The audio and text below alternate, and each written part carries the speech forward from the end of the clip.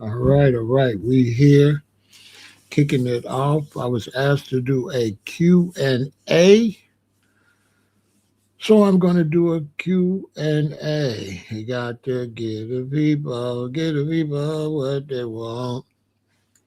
So I'm going to do a Q&A. Now with this Q&A, I'm just going to try my best to answer the questions because I don't know everything. But in some cases, if I don't know, I could give you what I think or my opinion, but I don't know everything.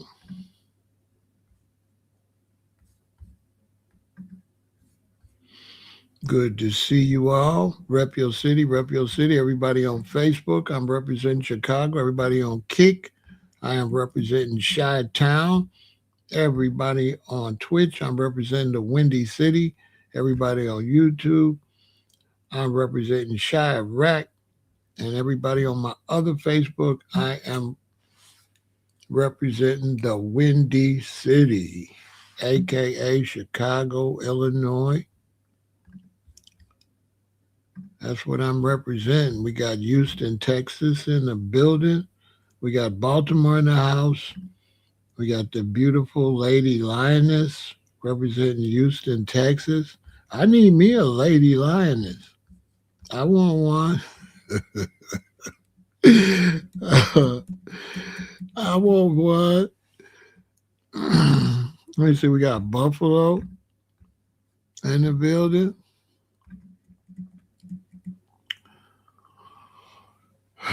Yes, indeed.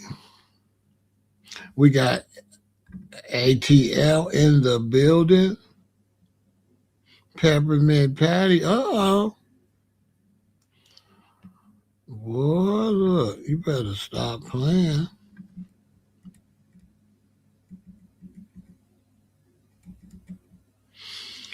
Okay, I'm going to do this question and answer. We're going to get it going. I'm up wilding.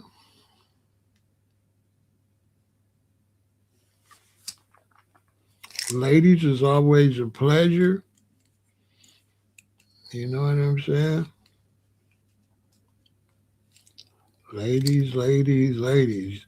You brothers got to get you a lady. It's too many single brothers. I don't know what y'all doing. I might need to do a live on that. I don't know what y'all doing.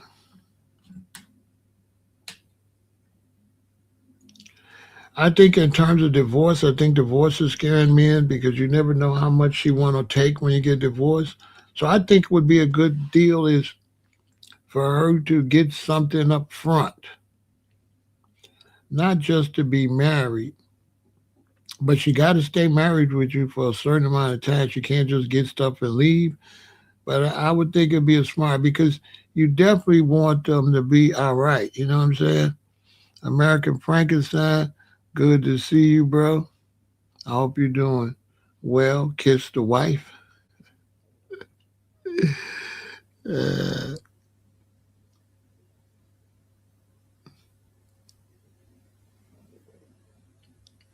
Uh, you want to know if evil and good is like yin and yang? Um, is evil necessary? No, evil is not necessary.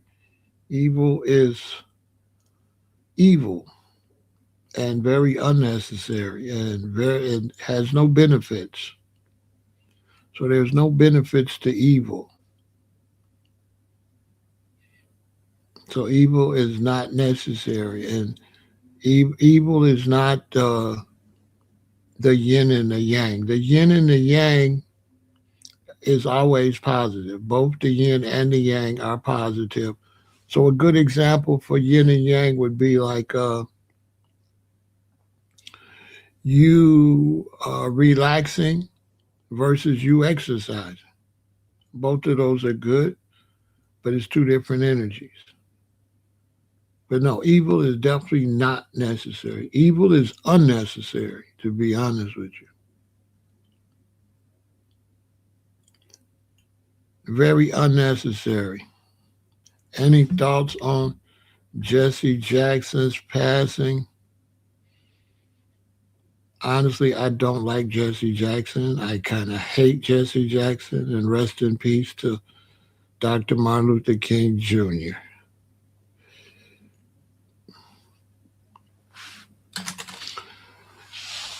Yeah.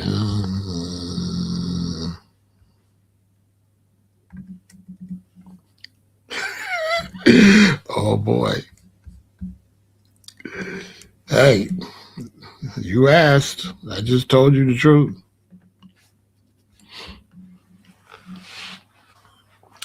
Thank you. Thank you. I appreciate all the birthday wishes.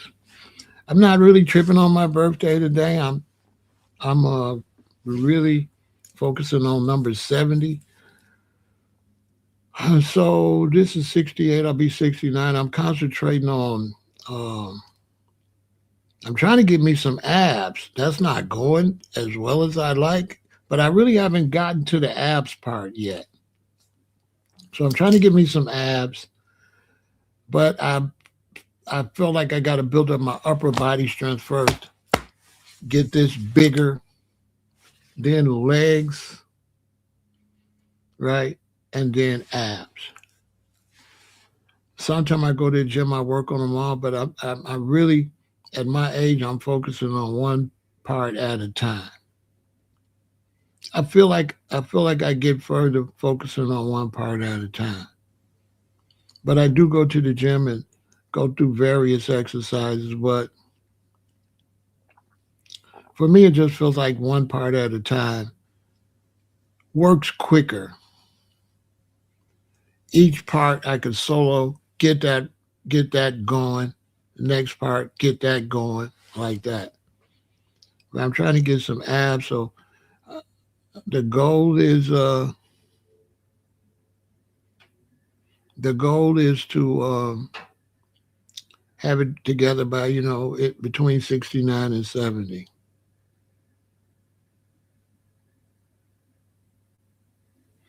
Yeah, you can't spot reduce. You're right. Strength training is crucial for belly fat loss. Yeah, I'm doing that for the belly fat and trimming that up, but I need muscle. I need more muscle. I need more strength. And what I'm going through right now is adjusting to the sleep because I don't sleep as much as I'm sleeping now, and I don't eat as much as I'm eating now. All my life I just, as a plant-based vegan, I just ate as I went, but I never uh, ate like I have to eat now, and I never have slept as long as I sleep now or as hard as I sleep now because the muscles like be growing when you sleep, and it's a different experience. And so when you go to sleep, now when I go to sleep, if I have a heavy workout like the last 2 days, and then I go to sleep, it's a different type of sleep. I tell you that. And it's not the type of sleep where you wake up and you're ready to go. It's the type of sleep you wake up and you're still a little bit in the suspended animation. I'm real sensitive, so I can tell, oh, this is from the body growth. You actually grow when you sleep.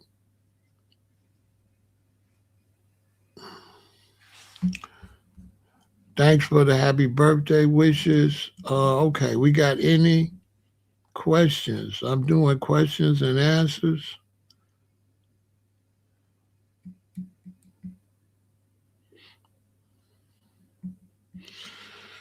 the best that I can.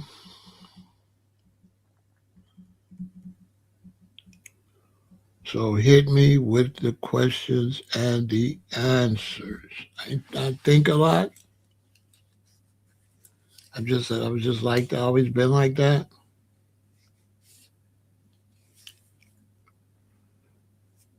I don't know why.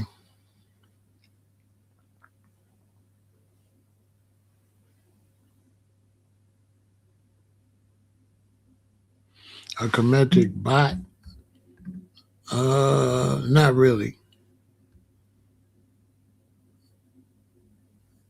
Yeah, I haven't thought about that. Thank you, sweetheart.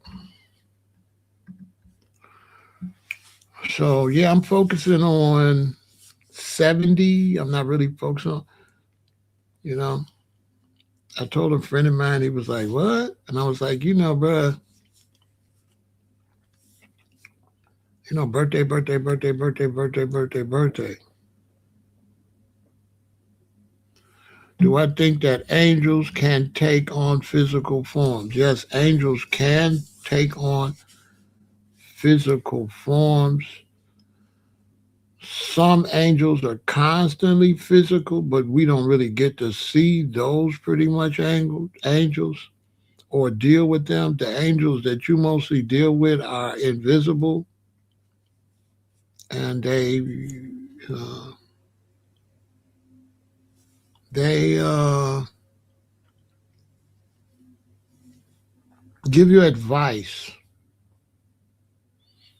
So sometimes when you think you're thinking to yourself, not actually. It's your guardian angel talking to you. And it's been talking to me a long time.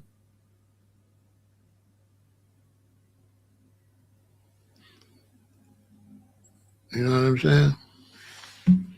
Evil loves sex like people, so it's war. I don't know. That's a statement. That's not a question. I don't know. I don't know. I don't know what you're trying to say.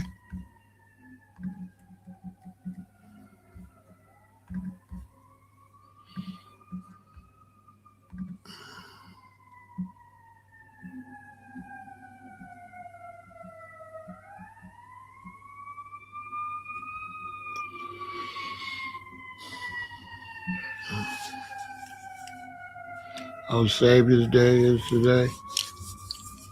Who's speaking? I don't think Farrakhan is speaking anymore. Good to see you. Is the guy with the little light bulb head talking? Oh God, he's gonna run everybody away.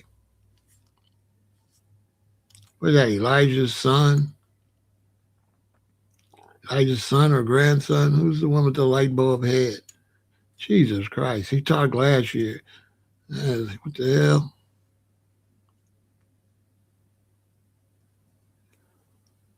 Yeah, you know what I'm saying? Oh my God! Shout out to my brethren though, Mustafa, who probably get mad at me sometimes. I be criticizing Nation of Islam. We like childhood friends. I love Mustafa with all my heart though. I ain't gonna lie. It's just I met him at a time where where you be close forever. So I met Mustafa when he was going to South Shore. I might have been a senior, or I might have been 1 year out. I might have been 1 year out, but I think I might have been a senior. And Mustafa, I think, was a sophomore. He went to school with my friend Chucky Hudson. And I remember, man, Chucky, like, I got to go pick my friend up. So we drove to this house, and then we pulled where the garage was underground, and it lifted, and we went underground, and we went in his house and stuff. And I seen Farrakhan, but I didn't know nothing about a minister Farrakhan. I didn't know nothing about him. And so after kicking it with Mustafa a few days at Chucky House, I used to have these pamphlets that I used to write and give out. I was like Black Conscious Early. And one day he said his name was that his daddy was Minister Louis Farrakhan. So when I went home, I looked at my pamphlet and I had pamphlets written by Minister Louis Farrakhan. So I was like, oh wow, that's how I found out who Minister Louis Farrakhan was through my brethren Mustafa. And I can't wait to see him so I can tease him. Last time he walked out my apartment, I can't wait to see him. Mustafa walked out my apartment when I was with my oldest daughter's mother on the west side. He walked out. I had all this stuff in my closet. I had my stereo in the closet, because we real funny about people bumping the record. I'm a DJ. And I had all this stuff on my wall, you know. I had all these great people on my wall. I had Elijah Muhammad and I had all these different people. And he came and he said, "What is this?" I said, "Oh yeah, these are all people." He said, you can't mix all that together. You gotta choose one. And me being a little difficult, I was like, "No, I ain't gotta choose nothing." What you talking about? He got mad, he left. Well, I'm not choosing nothing. What? He's younger than me too, so I'm looking at him like, you know what I'm saying? But he was, I think he was trying to get me to, it probably was his attempt to see if I would, join the nation. But I had my dreadlocks, and I'm scared of razor blades, and I'm not doing that.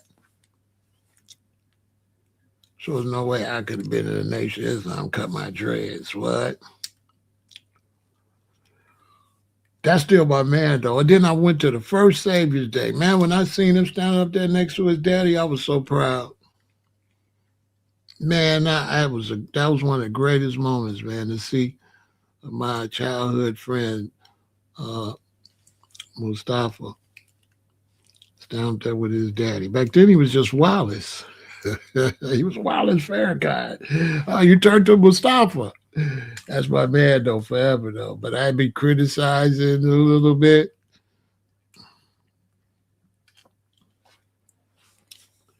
He might get the FOI, the FME, F me, FM you. He might get the FOI, the FMU. Uh, yeah. Yeah, Nuri. Yeah, he's horrible. So I don't know who's talking today.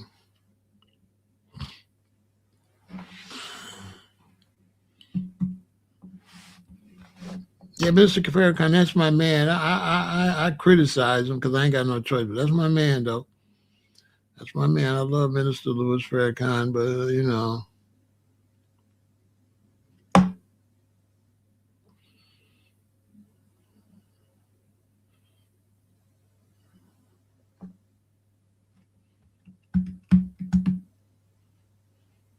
all right, yeah, thanks, XYZ.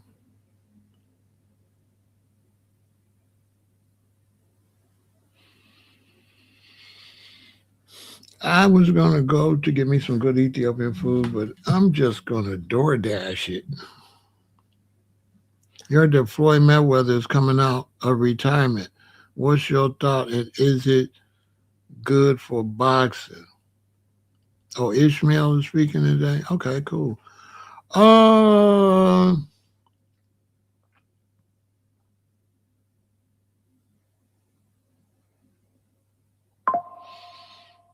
no, it's not good for boxing. Floyd messed his money up. Floyd is broke. Floyd is broke, and Floyd messed his money up. And I don't like to see Floyd come out and fight. Now, I don't believe Floyd is going to really come out of retirement and fight for the belt. I think it's just going to be maybe exhibition. I don't think Floyd is going to put his belt on the line. The fight with Mike Tyson is not going to. He's not going to lose his belt. It's an exhibition. So I don't think Floyd is going to fight for real. You know what I'm saying? I don't think Floyd uh, is going to fight for real.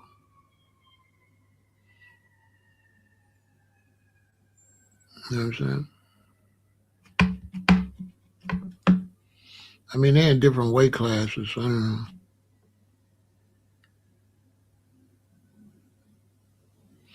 No, no, I'm not. I'm not going to talk about Jesse. I don't like Jesse, and I don't think it's proper for me to trash him when he just passed away. So I just ain't gonna say nothing. I don't like him. I don't like him. But I do got some kind of self-respect and dignity, and I don't think this would be the good time to trash him. I ain't gonna say nothing good. Sometimes you ain't gonna say nothing good, don't say nothing at all. You know? So no, I'm not gonna be speaking on Jesse.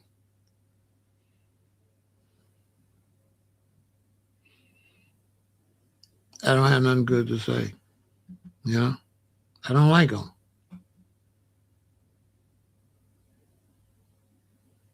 I feel like he the one that took MLK out there and set him up. And I'm standing on that. Yeah, he did that. Those that don't know, he took that man out there and did that.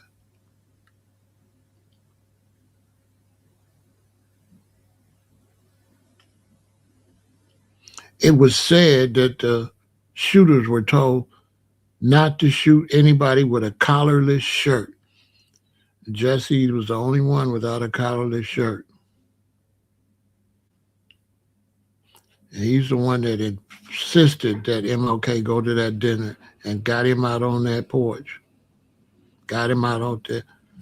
And all of a sudden, you gonna go and you a minister now and cut that afro and you ain't black power no more. Now you Reverend Jesse Jackson after you set up Reverend Dr. Martin Luther King. Come on, man.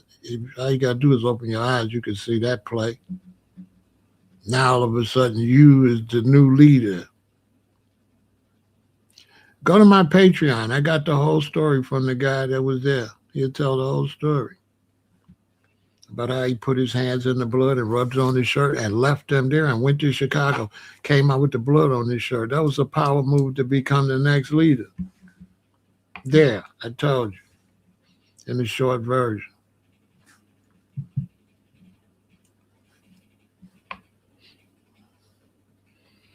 Go to my Patreon. Pay $5, pay $20. I got the guy that was there. I got the guy that was there on my Patreon right now. Go check it out. Yeah, I ain't never liked dude.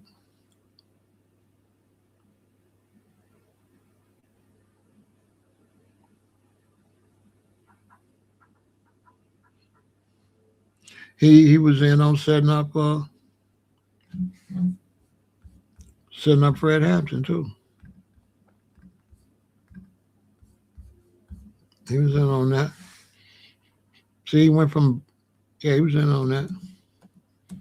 They pulled him out and sent him on King, and they put somebody else. They put somebody else on Fred.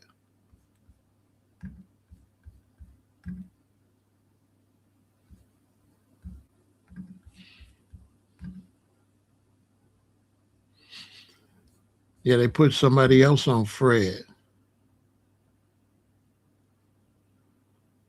They pulled King out, put him on. I mean, they pulled Jesse out, put him on King, and they put somebody else on Fred.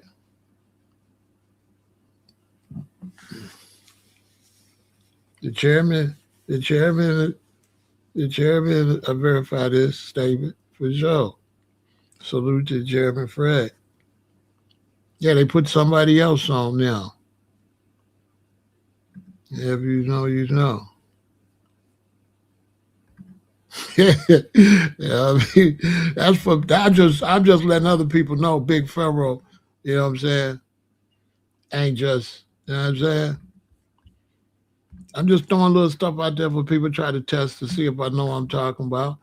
That certain people moved up afterwards. I don't know how you went from here to there, but okay. All of a sudden, all them afros, they had them big afros, and next thing you know, they all had short haircuts. But whatever.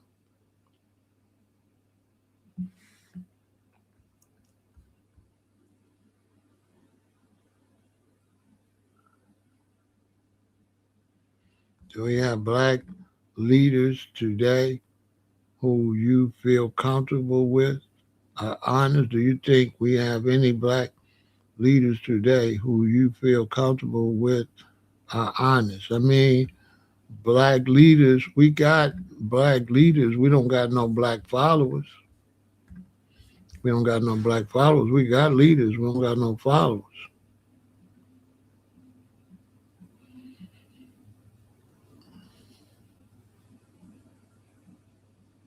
A leader, like Martin Luther King went and got in the front of that. You understand? They did that on their own. And he went and got in front of it. You got to understand? Rosa Parks started that. And they boycotted them bus for a year. Martin Luther King was just going to help. And he ended up becoming a leader. But he was just aiding and assisting. He wasn't a leader. He became a leader from aiding and assisting. When the brothers went on strike on the trains, he went and aided and assisted. When the brothers went on strike for the garbage, he went and aided and assisted. And then he just became a leader, but he wasn't moving like a leader. He was just another minister aiding and assisting movements.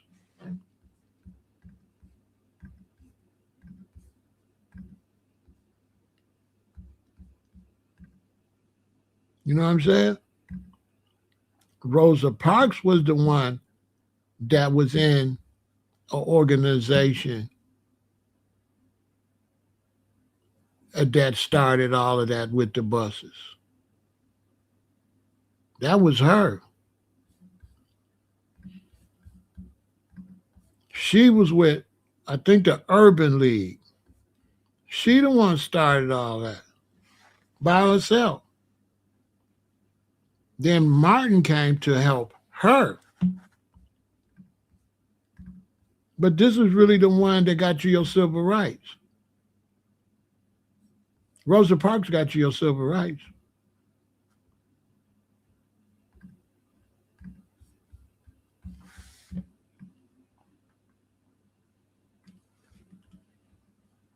That's a fact.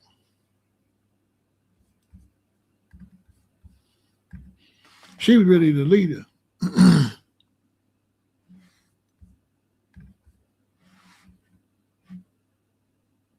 Who was in the background? Now this was the leader right here, but she a female, so she didn't really get out there and say a whole bunch of stuff after the bus situation was taken care of. You know what I'm saying? But she was really the one. She was the one that helped put MLK in the spotlight. Because he was getting the spotlight anyway. But when she stood firm and he came to assist her, that was one whole year in the spotlight. So he was a good brother because he came to help. You know what I'm saying?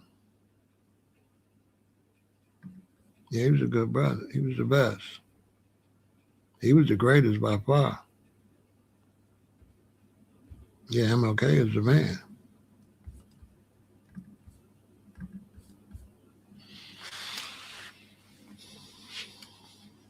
But without no employees, there's no company, and without no group, there's no leader. Thank you very much, sweetie pie. Oh, with your cute self.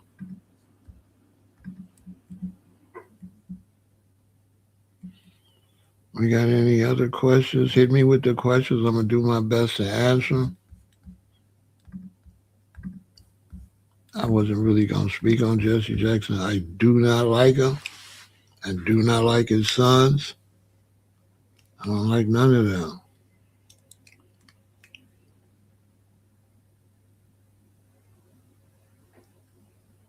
Is it good to mix wheat germ with oatmeal? I don't know. I have to look that up. But come over to Vegan Intel and ask me, and I will answer that. I don't know. I would have to look that up. What's my thoughts on Malcolm? I like Malcolm. Malcolm was a good brother. Malcolm's father was a Garveyite. Malcolm was a good brother. It's just Malcolm Malcolm let the Arabs sucker him. You know what I'm saying? Yeah, go rewind a little bit, Lone Ranger. I kind of touched that. Malcolm let the Arabs sucker him. So he went to Mecca and came back on some stupid, come back stupid, and you play stupid games, you get stupid prizes. He went over there messing with Islam. Is Mumia? I thought he passed away. I gotta look that up. I thought he passed away. I thought Mumia passed away like last year or something. Somebody look that up. Is Mumia still in prison? Yeah, Malcolm went over there, coming back. You know what I'm saying? Just making stupid moves and shit.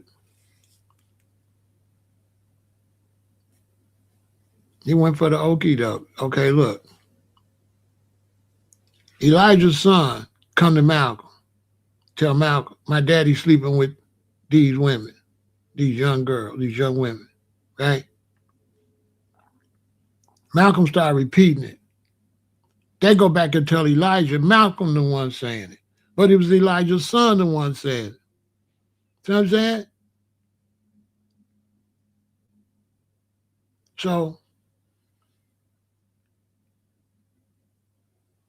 So when so he went for the okie doke, because Elijah's son the one that leaked all of that. Instead of Malcolm keeping his mouth shut, he started repeating what Elijah's son said. Then they went back and act like Malcolm was the one that put it out there, but the son had put it out there. Malcolm went for the okie doke.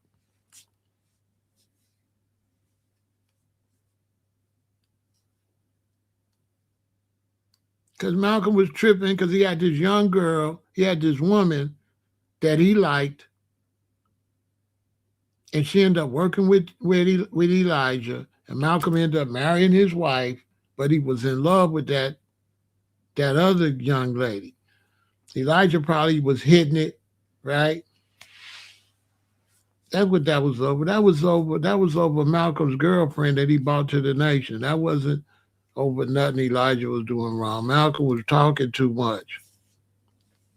He was doing too much jitter jattering. You know? That's my man, though.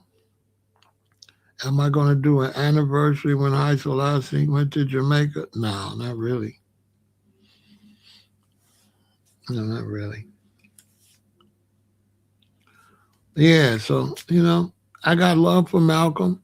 You know what I'm saying? I got love for all of them brothers because that's in the past. And we ain't going to take nothing from the past and hate on, brothers and sisters from the past, whatever they did like that. Unless it was just totally egregious, like Jesse. But other than that, mistakes was made.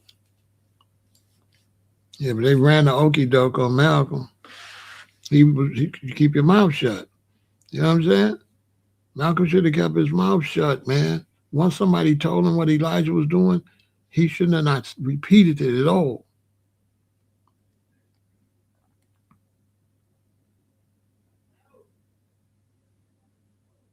Because, Elijah was showing mad favoritism with Malcolm more than his own sons. So Malcolm should have known that Elijah's son hates you, his two sons. So why would you say anything they're going to set you up to get rid of you? Duh. You was too close to the minister. Malcolm was driving Elijah's cars and everything. The sons wasn't even driving. The sons hated Malcolm. So why would you why would you repeat anything? So he just made a mistake.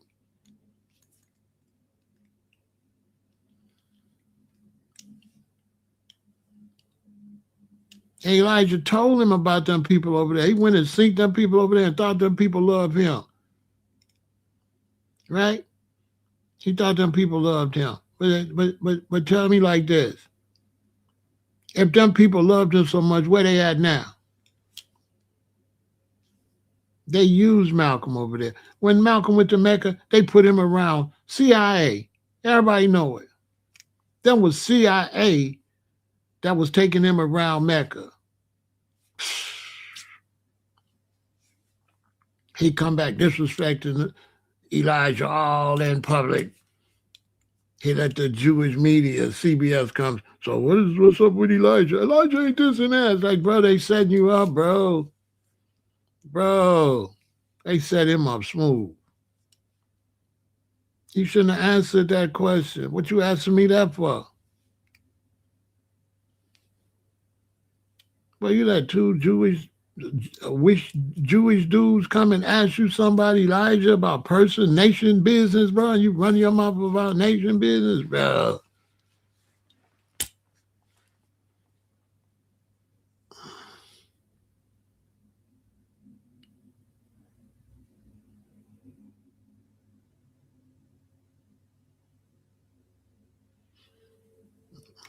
Yeah, he set himself up.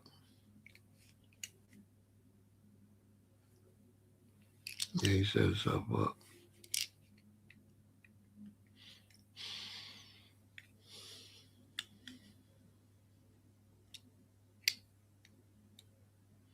At that point, you get to run your mouth. Anybody could off you. Hey, you got 9, 10, 20 enemies. What the heck? On top of the FBI. Dang, man, when you got that many kind of enemies, man, what chance you got? You can't you can't talk all this revolutionary stuff, got the FBI on your neck, and say some crazy stuff over there.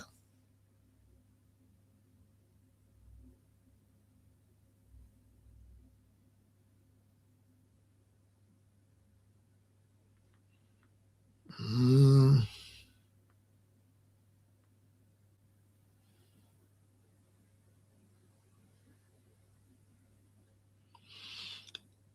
he didn't really lose respect for Elijah's behavior. He was jealous because Elijah was with one of his girls. That's that's all it was. He already knew that's how Elijah was. He knew that. He knew what that's how Elijah was.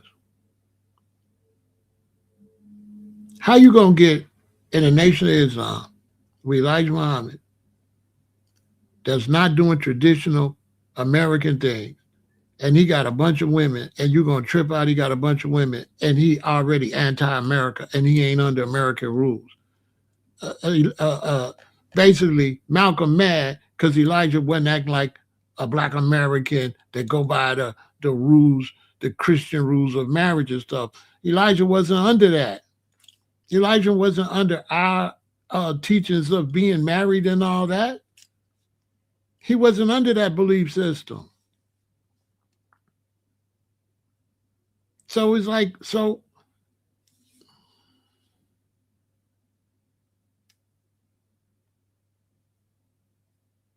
and even with the women, they say it was young women. All them women was legal in his age.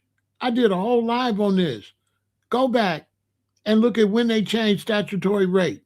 Elijah was born in the 1800s. Those laws, those women in the 1800s was having sex as soon as they had a period. Facts. That go for my grandmama. If you young, your great grandmama, my grandmama that came from Alabama. Once you had your period, you having sex. They changed them. They changed that as you get to the 1900s. Elijah and them generation, my grandmama and them, my granddaddy and them. My father is the youngest of 13. I think 2 or 3 died. That means my grandmother, she had 16 children. 3 died or 2 died. How long my grandfather was having sex with her for her to have all them kids? My granddaddy was having sex with her when she was a teen. Facts. My Uncle Richard was the oldest. My Uncle Richard was my daddy's principal in school. The rules in the 1800s There was no statutory. I'm gonna do another live on that. I'll look it back up. I'll do it. I'll show you. I did this twice already. I'm gonna do it again.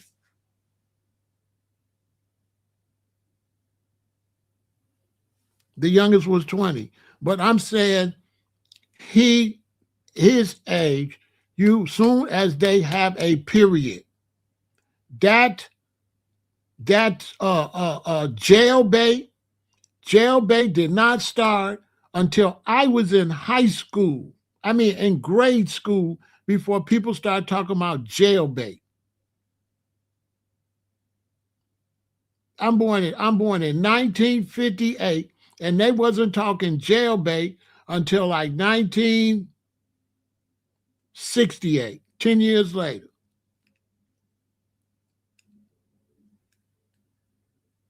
I'll do a live on it. They moved them up. They didn't just change them. It went up to here, then up, then up. But as soon as you have your cycle in the country, okay, all right, okay. What was the slave owners doing? As soon as she have her period, them slave owners was letting her have babies. What do dogs do? I raise Rottweilers. As soon as the female start putting out that scent, that male trying to go up in there.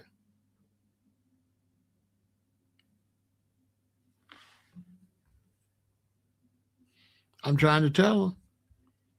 At the age of 9, if your parents consent, you could legally get married in the state of Massachusetts, which is kind of young. But back in Alabama,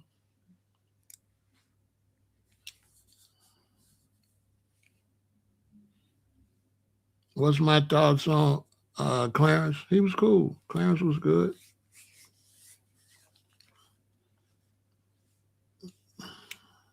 Clarence was cool. But yeah, they lying on Elijah. I'm gonna do another live. I'm gonna show you. I'm gonna show you. I'm gonna show you. The age of consent when Elijah was born was little, was young. So if he living a certain kind of way and he keep living that way and then times change, how you gonna say he living wrong when he living the same way he been living since he was a little boy? What happened is Malcolm and them was under a different way things was, and they was trying to judge Elijah based on the 70s rather than then. I did. I'm gonna do it again. I'm gonna show y'all. This is facts. I done did 2 of them. I'm gonna do another one. I'm gonna show you. These is absolute facts. I broke down Elijah when he was born, what age he was allowed to be with women. By the time he got 15, 16, 17, yes, everything he was doing was legal for his age category. That's facts. And over the East, they still do it because it wasn't based on no laws they made up. It was based on when can you have a baby. And back in those days, babies meant prosperity.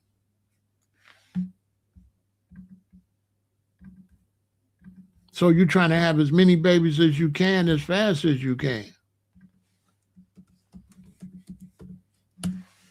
That's a fact.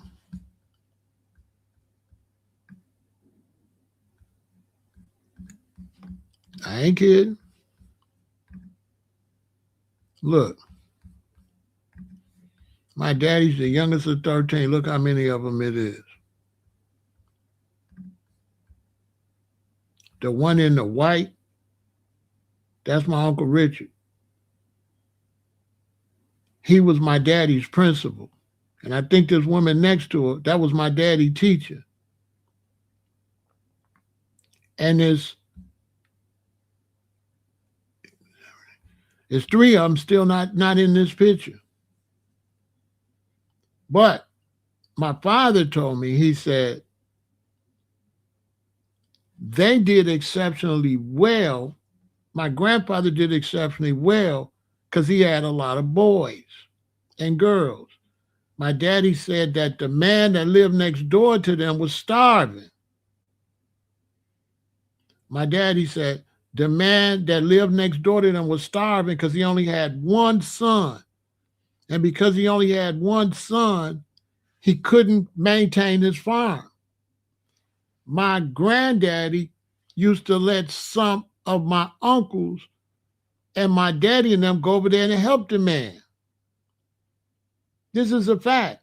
So you could not prosper if you didn't have hands on deck. You needed, this is the old days. This ain't no telephones and all that. This is what people were still riding. A lot of people still got horse and buggies up and down the road. The more, especially boys, the more you got done. So my granddaddy was doing great. My daddy said the man next door was almost starving, him and his wife. My daddy told me that. He said the man next door was almost starving because he didn't have nobody to help. And my granddaddy would send a couple of the boys over there to help the man out. These are facts. If you didn't have no babies, you couldn't survive on no farm. How? Who gonna do the work?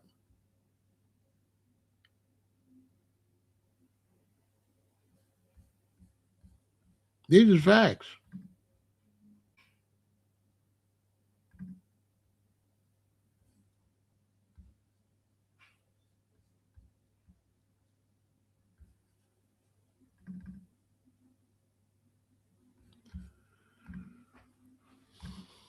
And that's the life Elijah grew up under that.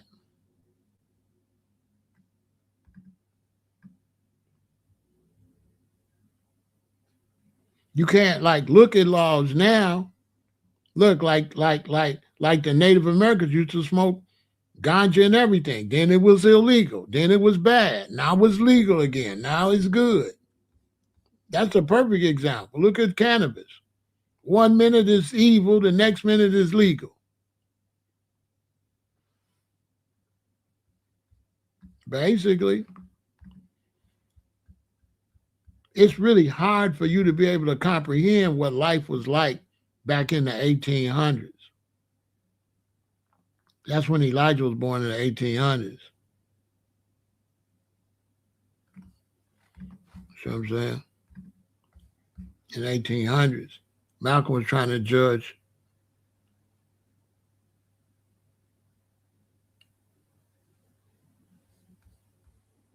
No, not Elijah, because Elijah born in the 1800s and Trump born recently. So, no, not back then. What I'm trying to say with Elijah is Malcolm was younger and Malcolm tried to change the rules for Elijah, but Elijah was already under certain rules. So that wouldn't have been in Elijah's era, that wouldn't have been considered a low level. That's what I'm trying to tell you. In Elijah's era, that wasn't low. That was normal. Yeah, you could have been a leader. That only wasn't a high level in Malcolm's era. Malcolm tried to take how they was living in his era and apply that to how Elijah was living in his era. So that would not have been considered a low level. That would not be considered like Trump. Because if that's the case, my grandfather is a lowlife. Because my grandparents started having sex. Man, my grandmother, Irma, when you think she started having sex? 13. In Alabama, 13, around 13. So How is that a low level when that's the standard? And so that's why I'm trying to tell you, American Frankenstein, they taking somebody from one era and judging them on a whole nother era. He born 1946, of course. The laws changed for statutory act. Okay, listen.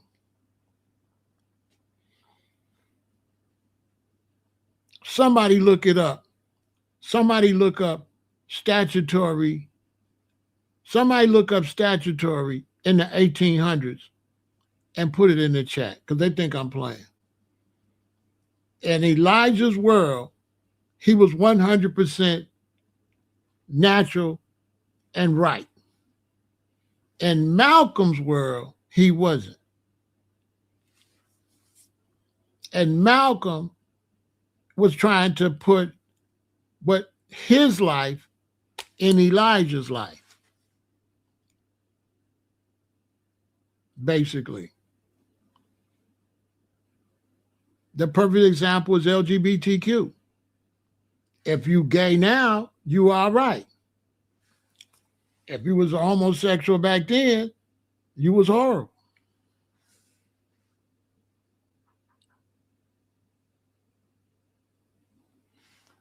That's why I got somebody looking it up. Look it up and tell them the statutory. They kept changing it in the 1800s.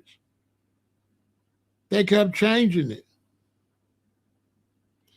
Look up statutory laws for sex with women, 1800s, or Google when did statutory laws first change?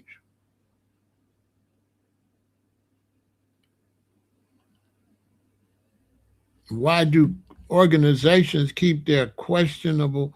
I don't know. That question you got to ask me about Elijah, because when you say organizations, I don't know what that means. You mean you got to ask me about if we talking about Elijah? Because whoever Elijah's sleeping with ain't got nothing to do with the organization. If I got an organization who I'm having sex with, ain't got nothing to do with the organization. So when you say questionable, that's what I keep telling you. It wasn't questionable. What he was doing wasn't questionable. It was questionable to Malcolm because Malcolm is from a different generation.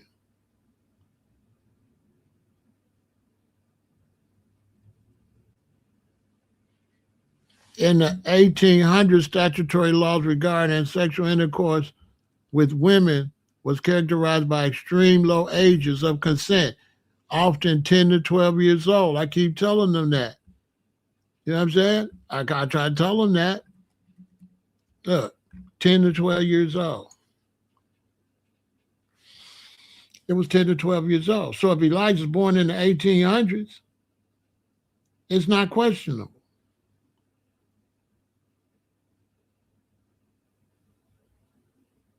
It was nobody's business.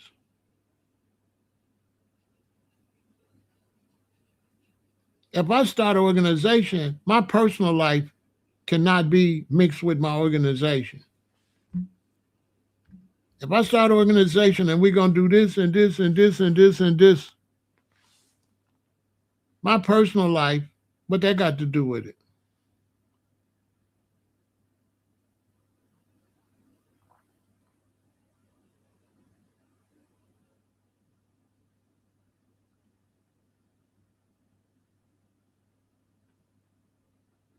Nothing.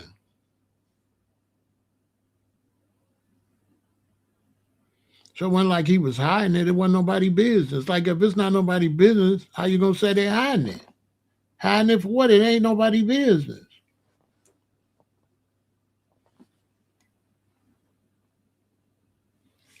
That wasn't nobody's business. And then Malcolm just didn't have that ultimate knowledge. If Malcolm would have had knowledge, he could have sat down with Elijah and let Elijah tell him himself. But Elijah might have told him, "You man, and you out of line."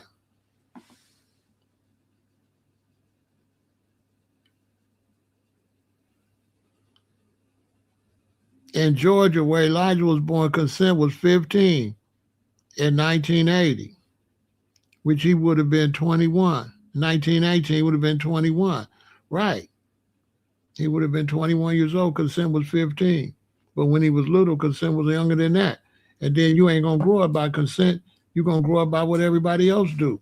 So if you live in Alabama, right, and all the men is having sex with their wives, your uncles and all them, all your aunties stuff getting pregnant at 13, 14, you ain't going to go look for no piece of paper from the government. You understand? That's not how life worked back in the day. Now, a lot of y'all is from the Google era, so you can't comprehend because you're using today's mentality for back then. Back then, you just did what everybody else did. You didn't go Google or look up no piece of paper. If everybody was sleeping with the women at 13, then you did it. And you grow up like that and you keep doing it. So it's not like, oh, it's a sticker sticking up saying, oh, this is illegal. When you in Alabama, you in Georgia, in the country. You in the country. Like, I was fortunate enough to, me and my sister, to go in the country back in the day so I could tell the difference. Like, you in the middle of nowhere. The rules is y'all rules.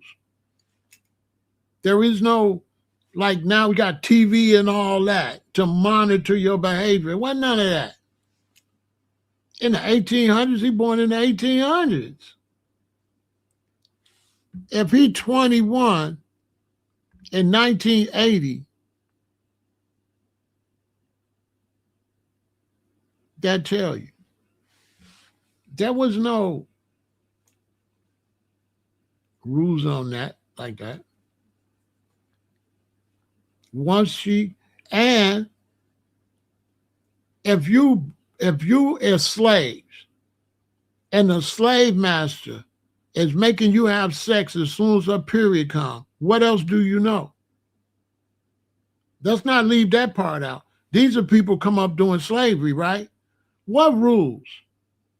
You raised doing this. This is just how it's done. There's no professors or nobody there. I mean, it wasn't foul. It was the way of life. It's only foul when life ain't like that no more.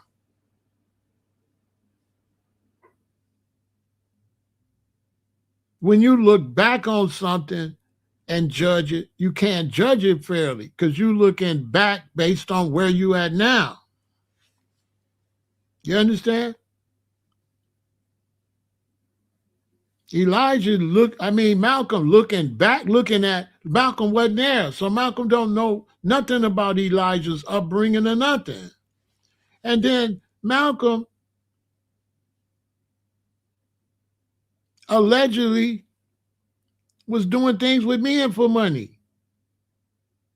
All right, y'all forced my hand. I told y'all, listen, hold on. If we going to do this, allegedly, Malcolm was turning tricks with men when he was young. Allegedly.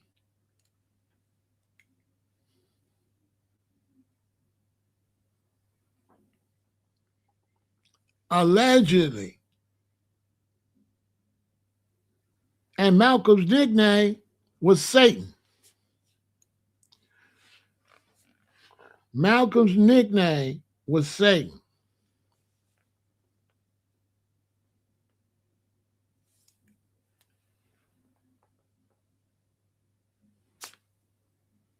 Hey, this is y'all fault. Let me take a break. This is y'all fault. This is y'all fault. Hey, Aziz, I tried. I tried to.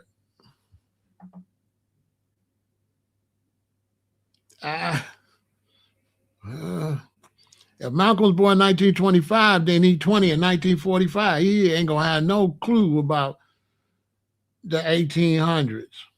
But all of my relatives, they was coming up based off of slavery. So when I used to go down to Alabama, they said all the slave words, right? Heifer, You know why my granddaddy used the word heifer? Because they used to call black women heifers. They used to make black women have their babies in the barn. So that's why when I go down south, they say, you're full of old chicken shit, right? Bullshit, right? Heifer, all farm terms and terms from slavery. I'm going to beat the devil out of you. I'm going to beat the hell out of you. All that came from slavery. So now when they growing up, everything they doing, this is the culture.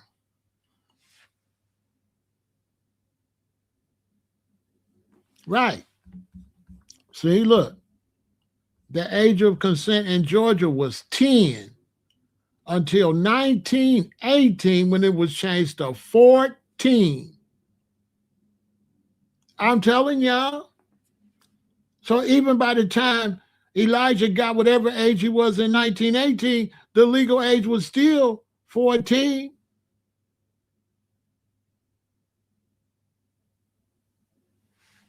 Now, I don't know what you're talking about. You don't make no sense. I got to delete that. Because I don't know why you trying to compare it today and we talking history. So I don't understand what you're doing. You're ruining the conversation. Really, you ain't helping nothing because we talking historically. If a woman look at this and we saying this what they was doing then, and she believe we is consenting to it, she's slow. We're not going to change our conversation because somebody's slow. Anybody with any sense keep hearing us say this what they was doing in the 1800s, this what they doing in 1800. So who the hell in 2025, 2026 going to say I'm condoning it in 2026? Come on, man, make it make sense. Come on, keep it real.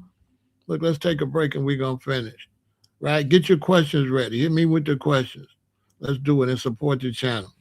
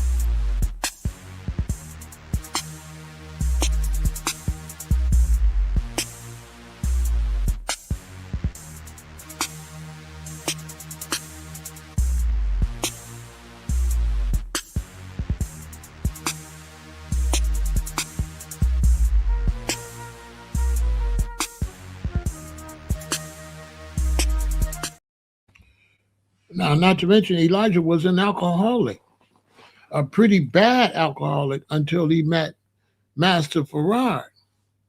So Elijah was a really bad alcoholic. Now, on the cosmic side, a man like Elijah Muhammad, on the cosmic side,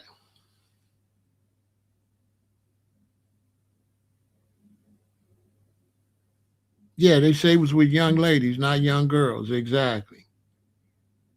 Exactly. The youngs was 17 to 19. So he wasn't with babies, 17 to 19. Now, on the cosmic side, somebody like Elijah, what he would be thinking is, I'm going to leave a lot of my DNA. I'm telling you how conscious people on Elijah's level think. He thinking reincarnation. He going to try to have he going to try to get as many women pregnant as possible. I'm telling you, this is how Elijah Muhammad would think. He wasn't normal. So Elijah thinking, this white man going to try to wipe me out. I got to make sure my seed survive. So he going to sleep with as many women as he can and have as many babies as possible. Something that I would have did, something I would do. I would have definitely did that. I would have definitely, if I could have, I would have definitely had as many babies as I could so I could be here. I need as many grandsons, yeah, Because right now, I got one grandson, and I'm not really comfortable with that. I'll be honest with you. I ain't comfortable with that. So I know somebody like Elijah, Elon Musk got how many kids? Exactly. Well, Elon Musk got like 20 some kids, don't he? Exactly. Good to see you. So you understand, from somebody like Elijah that got that cosmic mind, yeah, I could see him trying to have a whole bunch of babies. I could see him doing that, but it wouldn't be for the reason everybody else would think, because he was on a whole nother level. Elon has 14 kids. Hmm. So I always thought that's what Elijah was on personally, unlike Elijah, and he was smart. That wasn't a bad thing because he gone now. So now what? Great men need more children, but it ain't just about that. It's definitely my father. Like I say, my father's the youngest of 13. That's the ones alive. So my granddaddy was, you know what I'm saying? And then sometimes one woman can't have all them babies. You know what I'm saying? One woman can't have, it do a lot of damage on a woman to have all them babies.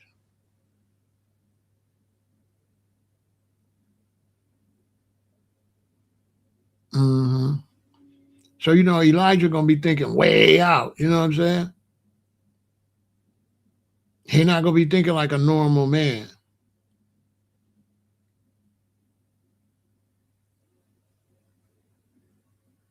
And he definitely not gonna respect European laws. He not. Yeah, they got a lot of kids. Yeah. Uh, you know what I'm saying? Much respect to my brother, American Frankenstein, always standing strong.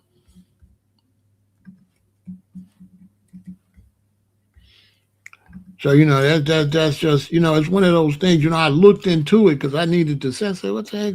So I thought when I looked into statutory rape, I said, oh shoot.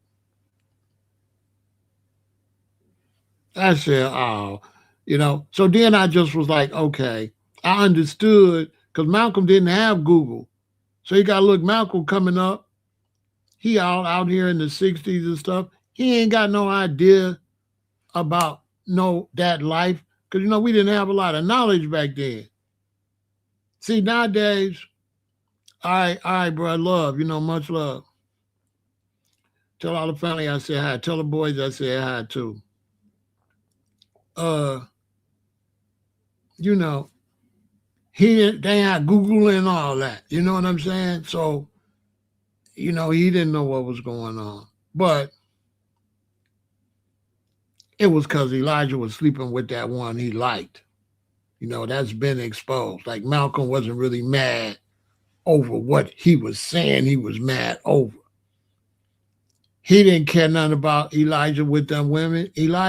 Malcolm was mad about that one that he liked. That's what he was mad about. And he just, you know what I'm saying? He just used that other stuff. You know what I'm saying? He didn't care who Elijah was with. He was mad. He was mad. You know what I mean?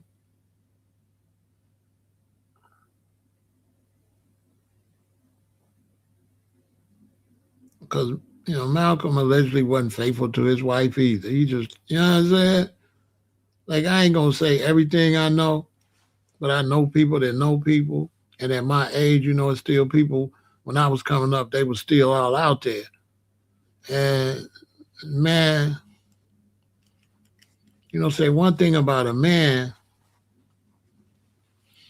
one thing about a man, uh, it's hard being a man. It's hard being a popular man. It's hard. It's not easy to pass up women. That's not easy. Thanks everybody for the Earth Strong wishes. Much love, more power. It's not really easy, you know what I'm saying? To pass up a lot of women. It's very difficult.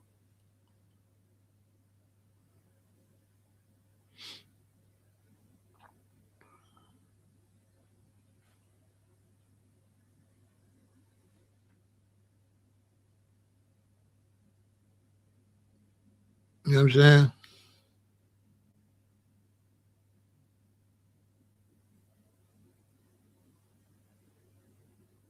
Yeah, I know.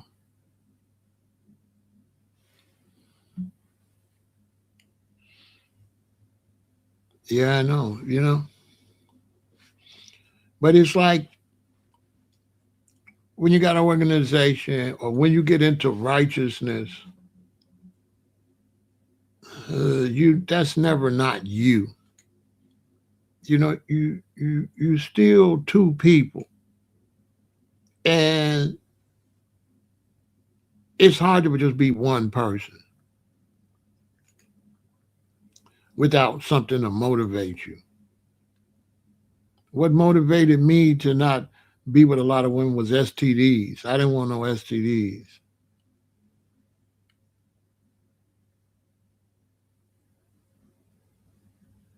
You know what I'm saying?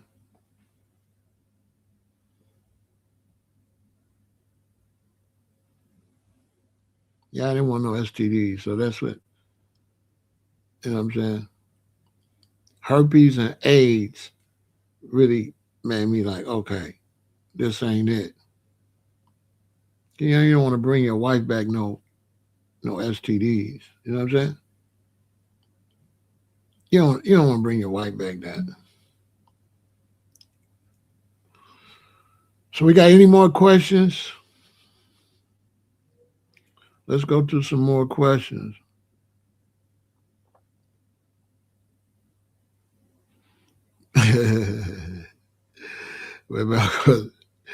Yeah, you know,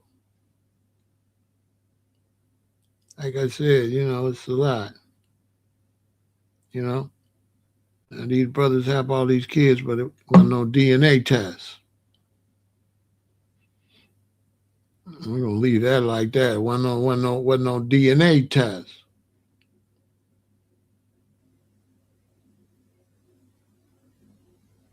You know, one thing about a woman when she find out you with another woman, she gonna go be with a man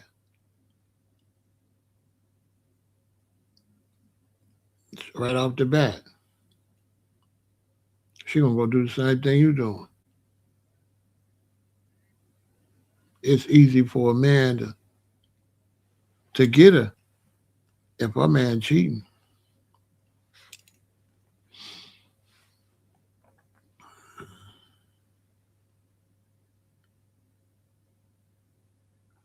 You know what I mean?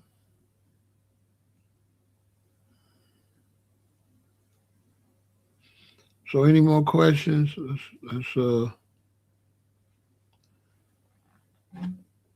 Let me put some question and answers, whatever y'all got to ask. But I will do a live on that. I'll break down the statue.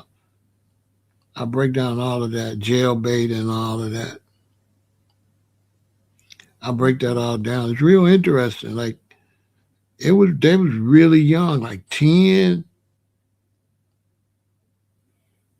And it's like when they changed the legal law, that don't back then without social media and stuff, if they change a law, don't nobody know it. Think about it. You back in the 1910, they changed a law, a statutory. How the hell you gonna even know? It ain't like nobody gonna drive all over and throw out no flyers. Like you ain't got cable TV, you ain't got the internet. So if they say, "Oh, okay, the law changed from this to that," if you back in the backwoods, you might not never know the law. Who gonna tell you the law? As a matter of fact, I bet you a lot of times the police didn't know the law changed.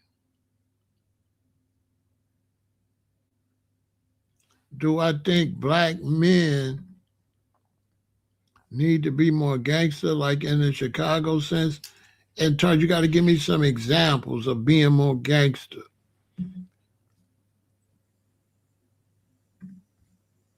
Do I think Malcolm and Martin would have come together and started an organization if they had lived? No, because Malcolm wasn't in the, Martin wasn't in the organization. He was just helping people. So Martin would have never started an organization because he was just working with the church. And the only organization he had was the people he had to put together to travel and do stuff. So he had, you know what I'm saying? So if I got to travel here, there, and there, I'm kind of going to put an organization together for doing this traveling and all that. Why do you think they were allowed to arrest Prince Andrew? I believe they was allowed to arrest Prince Andrew because a lot of people finna get arrested.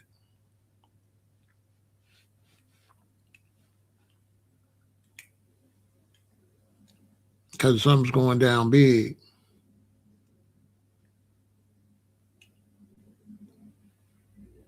Something's going down big. And when they release them Epstein files, some heads got to roll. The only way they be able to uphold the law is they got to do something.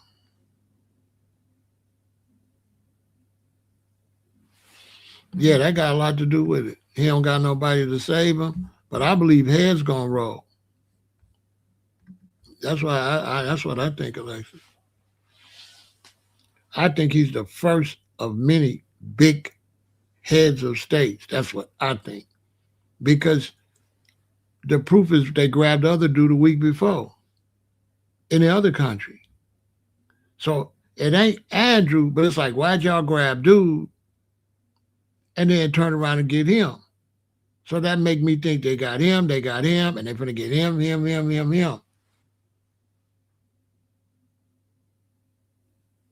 You understand? Do I feel like social media has absurd the frontline black leader or activist, regardless of what you think about Umar, Tariq, etc.? We have seen more behind a camera than in the street. No, the street ain't happening. Ain't no leadership in the street. The only way you can have any type of stuff is on the camera, because leadership in the street, who got time? I ain't got time to go march. You got time to march and go to meetings and stuff? I don't. The reason you don't see meetings the way you used to see them is this. Back in the day, everybody got paid on the 1st and the 15th.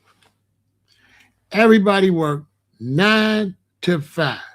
There was only a few people that worked night shifts. Very few.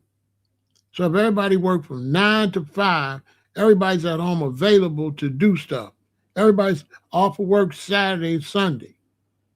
Everybody get paid on the 1st and the 15th. That don't exist no more. If you want to have a meeting Saturday, I got to work Saturday. People used to then work Saturday. Jobs was all closed. Jobs is open on Saturday. So you can't have no old school movements no more. Who gonna come? Also, you can't have no big movement in your city. The only way you can reach people all across the country is the internet. Back in the day, the only reason Malcolm was big is because the Nation of Islam had different buildings everywhere and a newspaper.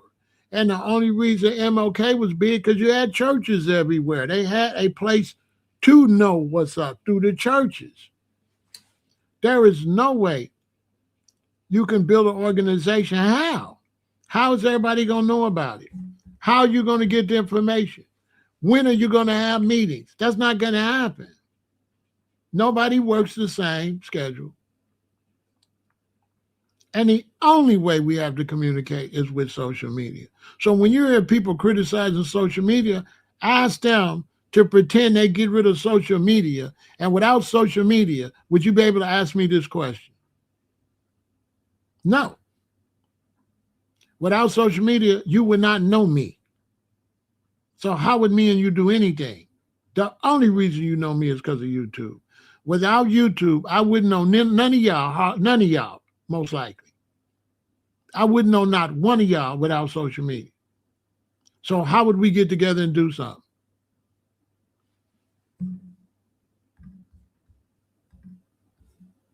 Without social media, you would know me? No. And just because I go in a party or a building, you in there don't mean I'm going to talk to you. What's going to make me talk to you? Exactly. So when you hear people talking about these different things, all them things was through the church. Name me a movement that's not through the church. Dr. Umar got no movement. All he got is a bunch of people giving him money. So that was a bad example too. What movement he got? He got no movement. All he doing is begging. Tariq is not a leader, so you shouldn't have used him either. Tariq keeps saying he's not a leader. Tariq is not a leader. FBA is not a movement. FBA is a lineage. Like Cherokee is not a movement. Jamaican is not a movement. Nigerian is not a movement. So I don't know why people want foundational Black Americans to be a movement. It's not a movement, it's a lineage. They always keep calling foundational Black Americans a movement because it's a lineage. Ethiopian is a lineage. Why you don't call Ethiopian a movement? Nigerian, that's a lineage. Why don't you call them a movement? So people will not treat us the same way that they treat other lineages. Mexican is a lineage. They don't ask the Mexicans to do, they don't go through all this. But with FBA, when we create a lineage, now all of a sudden, you want us to be a movement. We not no movement. There's no belief in FBA. It's lineage. You could be a Muslim. You could be whatever. If your family was here from the 1700s, you're a foundational Black American. There's no movement.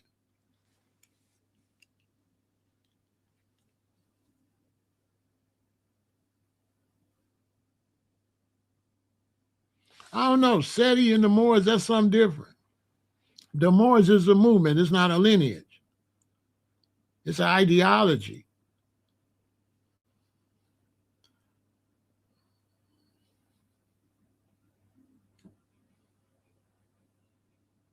And SETI just a dude to be teaching about Kemet.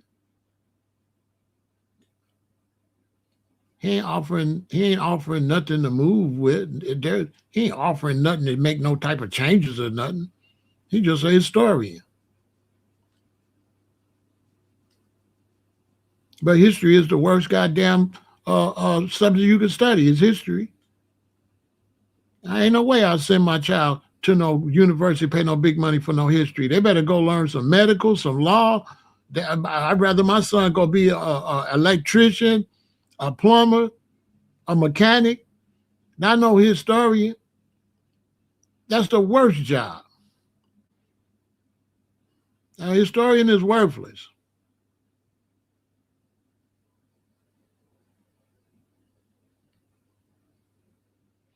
You can't, you know what I'm saying? Some people are slow. So as FBA, we just got to do what we do. We can't take time to babysit everybody. You know what I'm saying?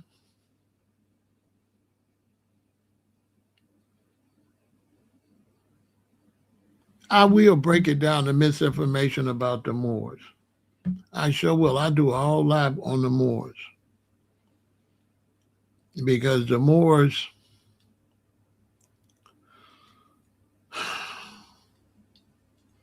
you talk about brothers that's supposed to have knowledge, and they don't really got no knowledge.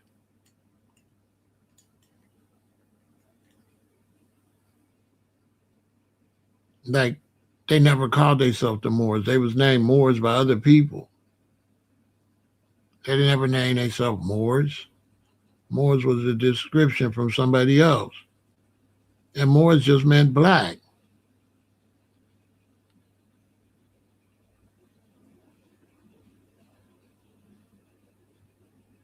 When Sinetta posted my video trying to make peace, I didn't see it. Trying to make peace to who?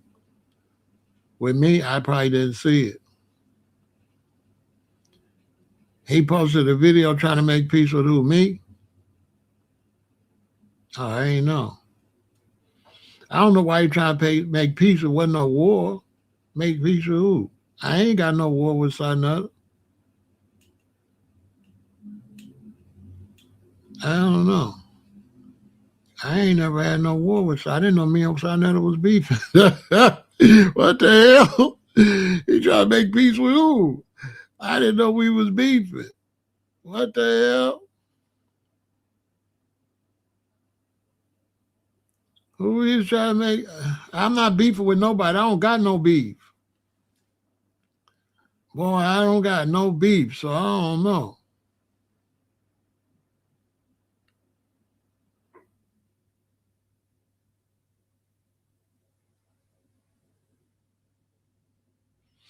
How do you suggest reaching the youth on the block? I mean, the youth on the block? I mean,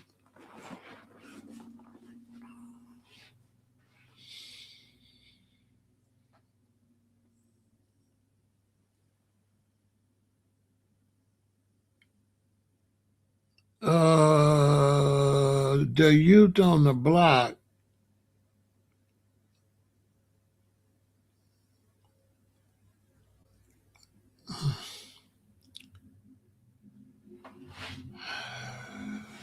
typically for me, and honestly, I don't give a damn about the youth on the block because I can't do nothing for the youth on the block. I could, my suggestion is like to have buses and jobs and have buses parked in front of the Cook County Jail because the quickest way to change young men is when they first get out of jail. They're like, man, I ain't gonna do this no more. I want to change. And then they get out of jail. There's no openings for them. They can't get no job. They can't get no work, and they go back to the streets. But as far as the youth on the block, the only way you can change on the youth on the block is have some babies so they be your kids. You can't go not have no babies like you young brothers. Y'all don't want to have no babies. If you ain't got no babies, how you gonna change somebody else's baby? The way you change the youth on the block is you have babies and you raise them the right way, and now they out on the block. But you can't have nobody else raise the babies, half-ass raise them, don't teach them nothing. And what? I'm supposed to go out there and save your dumb ass son? I'm not saving your dumb ass, stupid ass son. F your son. You raise your baby, I raise mine. I'm not going out there trying to save nobody out there because the world we live in, when I go out there and save young brothers and I go help young brothers and talk to young brothers and they find me somewhere unalive, when they find the killer, guess who it's going to be? It's going to be one of them young brothers I was trying to help in the real world. In the real world, if I open myself up to a lot of young brothers, it'll be one of them very brothers. Because let me tell you something. How can you save young brothers?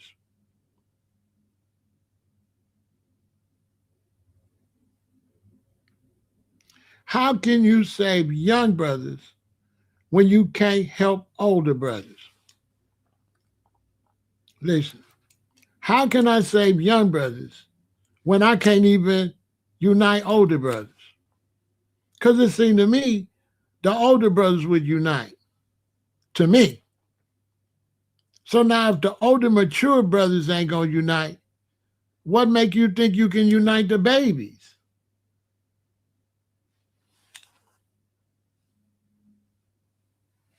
Make it make some sense. You can't even unite the older brothers. How you going to unite the babies?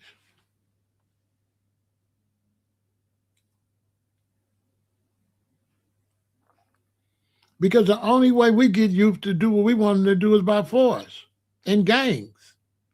That's it. You do it or you get a violation. That's how they learn they lit. That's how we keep them in line. We keep them in line by force. But once they get outside and they ain't in the jail, they ain't in the prison, they running wild. We can't, you know what I'm saying? Because look, if you got a bunch of kids out there and they doing criminal activities, and I go out there trying to help them, the feds will give me a RICO. The feds will lie to the public and say, I was the leader. Shall will, you'll catch a RICO. If you went out there and you tried to correct some gangs, first you can't correct them, you're going to have to be their leader. That's the catch-22. Because they're not going to listen to you unless you be their leader. And then when you be their leader, you got to lay down law because they got to listen to the leader. And then you got a RICO. You're a gang leader.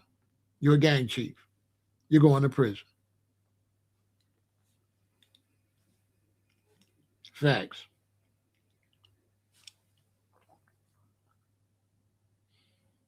That's absolute facts. Because you cannot help the youth without violence. Straight up.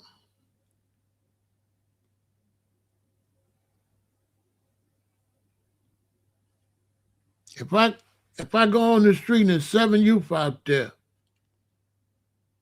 and I say, y'all need to stop doing this, y'all need to be positive and all that. And one of them say, man, F all that. We ain't trying to hear what you talking about. In reality, I would have to deal with him in front of them. Other than that, if I can't touch him, I can't say nothing to him, he just stole all them back.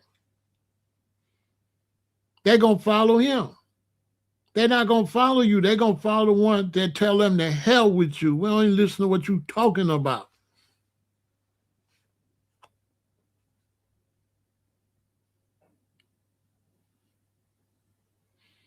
Youngin broke into his crib, laid him down for, I know, I'm telling you.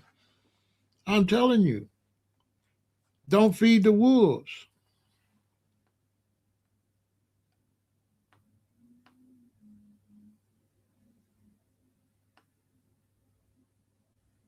Yeah. Yeah. Once you feed a wolf, he gonna keep coming back for food. And if you ain't there, he gonna break in, he gonna steal it. And if that ain't there, he gonna eat you if he got to. But he gonna eat. So now when you get mixed up with a certain element, no, you ruin your whole life. You can't help them. If you want to help our neighborhoods have some babies, but you don't want to do that. The only way the black man can help the black community, he got to have 2, 3, 4, 5 babies, period, and raise them and stay together with his woman. Period. You can't change the youth. You got to make some youth. If you don't want to have no babies,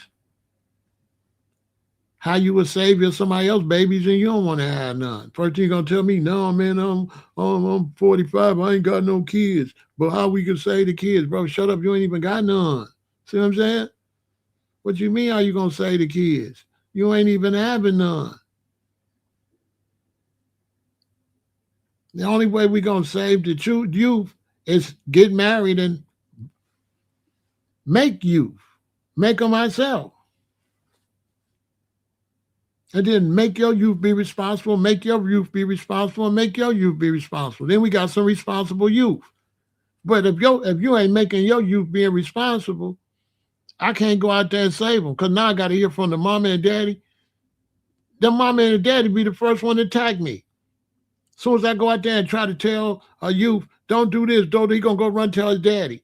He tells mama, tell his stepdaddy, somebody. They come down there, man, Johnny said you was down here See what I'm saying? I ain't got time to be bothered with that. My son don't be talking to my son, telling my son nothing. You ain't his daddy. You ain't his daddy. That's what they're going to tell you. And then the shorties is dangerous.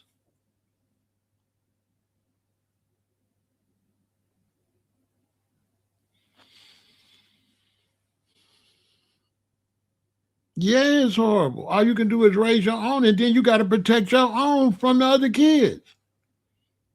I spend my life protecting my kids from the kids on the street.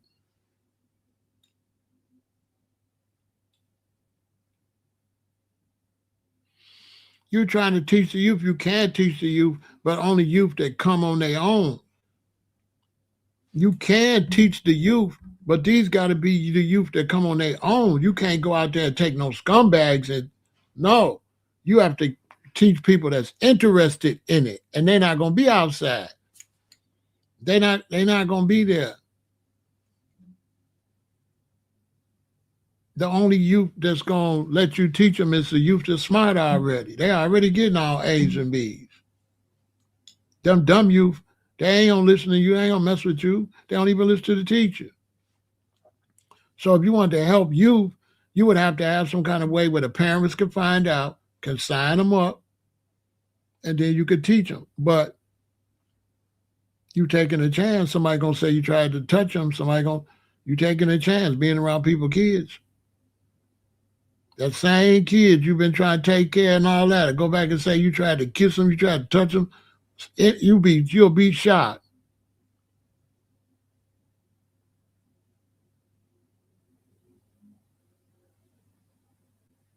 I tell this all the time. I wouldn't let my daughter have no sleepovers. Because if I let my daughter have a sleepover, right? Let's say 4 girls come and sleep with my daughter. Boom, cool. Now let's say one of the girls go home and the mama got a boyfriend and the mama's boyfriend do something to the girl. So after so long, the mama found out something wrong with the girl, take her to the doctor. The mama go in the boyfriend, right? Because he acting like a stepfather. Plus he watching because he the one did it.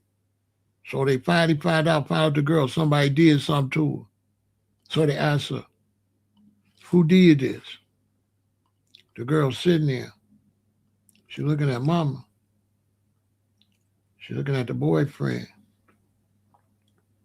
She got to say something. She got to think of another man. Sandra's daddy. Hey, I was in the Cook County jail. I'm going to prove my point right now. I was in the Cook County jail. On our deck, it was a dude, he was about 17, and he kept messing up, right? He said he was a GD. Then later he said he was a vice lord. Then, right? So we out in the day room, so they want to whoop shorty. It's my deck. I say, no, y'all leave him alone. I went and got shorty. I went and took shorty to the side, gave him some cookies, say, look, man, you ain't in no gang. Stop running around talking about you in the gang. Now they're going to leave you alone. Just leave that alone. You know what I'm saying? I talked to him. I showed him mad love, right?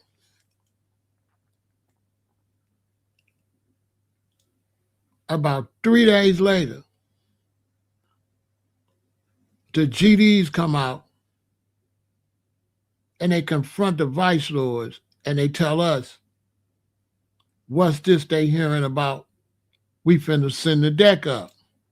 We're like, what you talking about? Say, yeah, we heard y'all finna send the deck up. Y'all finna go to war today. We're like, where you get that from? They said, shorty said one of y'all told them. The same shorty, right? You cannot make this shit up. So they put shorty in the middle of the circle. Everybody mad because he lying. They say to shorty, they said, who told you that the vice lords was going to attack the GDs? on everything I love. That boy looked around, and when he seen me, he said, Pharaoh, you cannot make this shit up. Hey, that boy looked around that circle,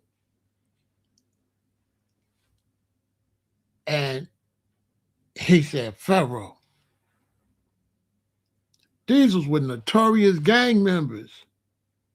But I ain't really no Girl Scout or nothing. I'm not in there for selling Girl Scout cookies, but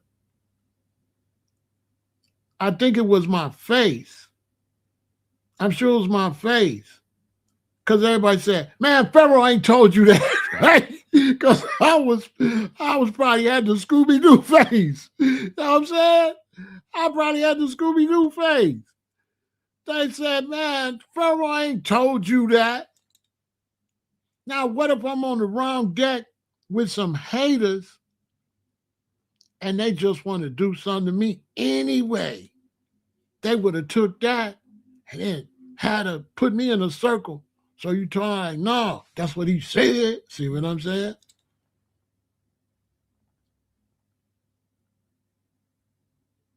He did have mental issues. I told him, I know he got mental issues, but I'm just proving to you when he had to pull up somebody, yeah, to send the deck up. Yeah, when he had to pull up somebody, he gonna pull up whoever. No, I told him to leave him alone. They wanted to whoop him again. I said, man, leave him alone. Y'all know he retarded. I told him, leave dude alone.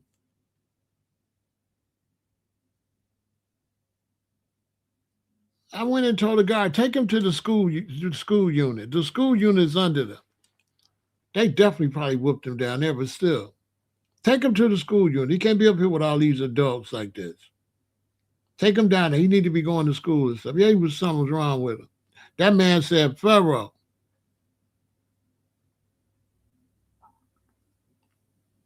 That's what I told him. I said, y'all know he retarded because he was. He was slow. Y'all know dude's slow. Know what I'm saying? Come on, man. Leave dude alone. Leave him alone, okay?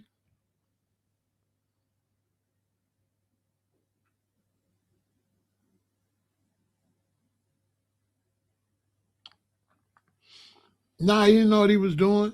He didn't know what he was doing. I'm telling you. He was trying to figure out who to say.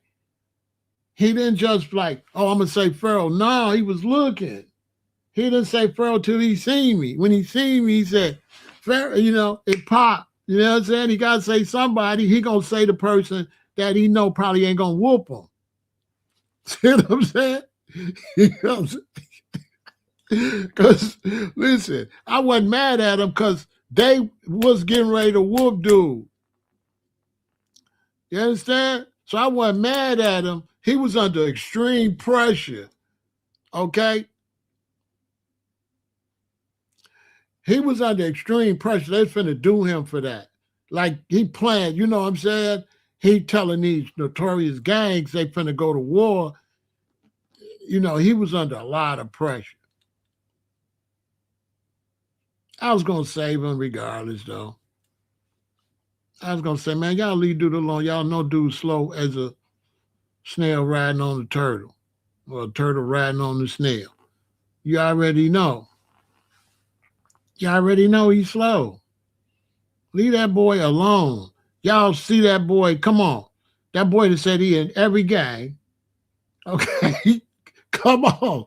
But he sure said, Pharaoh, I'm just saying, when you help people like that, they will throw you up under the bus. Don't be helping people. I'm telling you, don't be helping people like that. Just worry about you and your family because it's gonna backfire. The same people you help, the same hand that feed them, that's the hand they're gonna bite. That's a fact. You just asking for trouble. I'm telling you. Just mind your own business, take care of your own family. Period. Don't get involved with people like that. I'm telling you. Don't get involved with people like that. You're gonna ruin your life. That's all you're gonna do. You're gonna ruin your life because they're gonna snake you. You let somebody stay at your house, wake up, your stuff gone. They gone.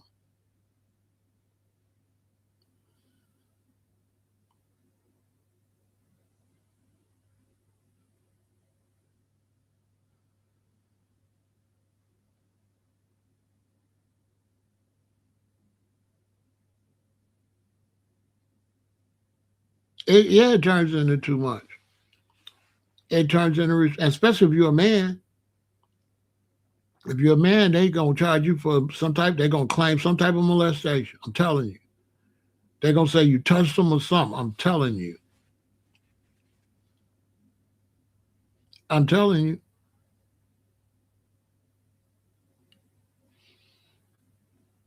Keep yourself out of trouble. So I never let my child have no sleepovers or nothing like that because I didn't want to be bothered with none of that. No, them kids can't sleep over here. Not in no. I don't want to be around nobody's kids because they're gonna lie on you for somebody else did. I'm telling you, you better listen. Somebody else gonna do something to them, and they don't want to tell on that person, and they gonna say you did it. I don't want no little girls at the house. It's not the days back with my mama and them. These times is different. I wouldn't let my daughter have no sleepovers. That's not happening. Not with no people up at the school now. Uh-uh.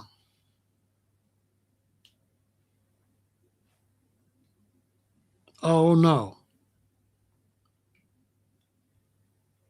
I don't need them headaches.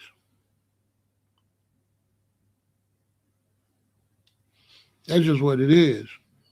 We got some more questions. Let me see if I got some more questions. Y'all answering some good ones though.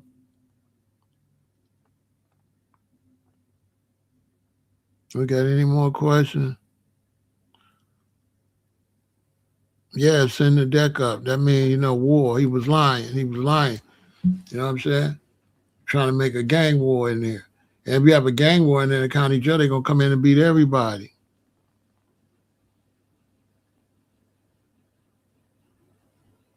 You know what I'm saying? If you have a gang war and them dudes come with the black on and stuff, I forgot what they was called. Oh, thanks, bro.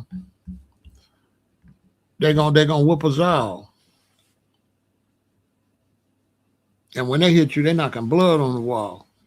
They're knocking blood out your face. When them big dudes come in there, the riot unit come,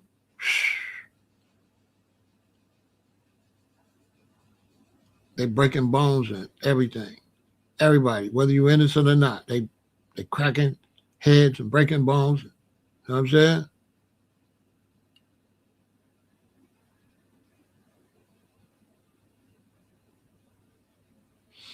Uh, you confused about the Bears? I don't know what's going on with that. I don't know. Alexis, they be saying so many rumors. I'm trying not to even pay it no lot of attention right now because they say, oh, they moving here, and then it'll be something else in there. So I gotta wait till it's finalized. You know what I'm saying? Thanks, Alexis. Where anybody find more dog? It's a whole bunch of dog man sites. I got a whole bunch of them. I got a whole page full of them. There's one live here in Illinois. Yep, it's one. It might be a whole family, but for sure one of them for sure. But I probably a family. They live right out there south out there by Riverdale, further south than Riverdale. Out there when you get to what Lincoln Highway, I think it's called, over in there, in all them forests. Yeah, it's one live here.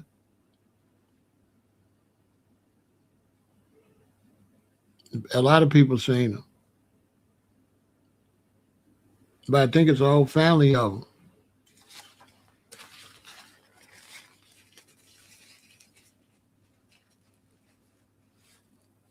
I don't know. I got to look into it, but I'm sure they out there because where they at, they right on the border. You know what I'm saying? They right on the border of Chicago and Hammond and and all of that. Yeah, they out there. Yeah, it's a bunch of them. As a married man, how do you keep the relationship fresh after 4-year mark? How do you continue to elevate and keep your wife's mind peaked? I mean, 4 years, you shouldn't be having to do nothing in 4 years. 4 years ain't no time.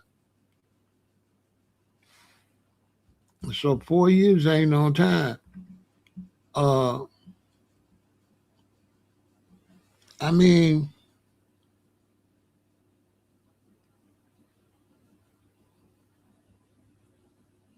I'm not the best person to answer that question because I was married 3 times.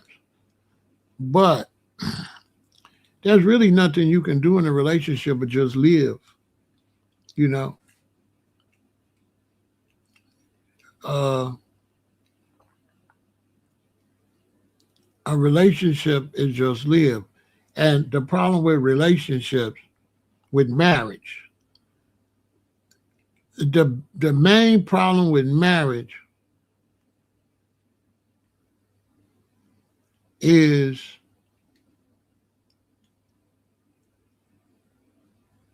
saying I do when you don't. If you take the vows and you say for better for worse, through sickness and health, for richer or for poor, till death do you part. That's the end of it. I shouldn't have to do no whole bunch of stuff you already said you in. I said I'm in. I shouldn't have to keep you in. If I got to keep you in, you should have never got married. Once you take them vows and get married, that's it. There is no more how do you keep them. What do you mean how you keep them? The reason they want to know how you keep them because y'all don't honor marriage. You say till death do you part, then you break up. So you go right in front of the eyes of God and you say, no matter what, you say for richer, for poor, through sickness and through health, for better or for worse, till death do you part. You say that, but then what you're saying that for, you don't mean it. You say, well, yeah, he wasn't doing this. I thought you said for better or for worse. That's the worst part. Get over it. So you're not listening to what you're saying. You're saying for better or for worse.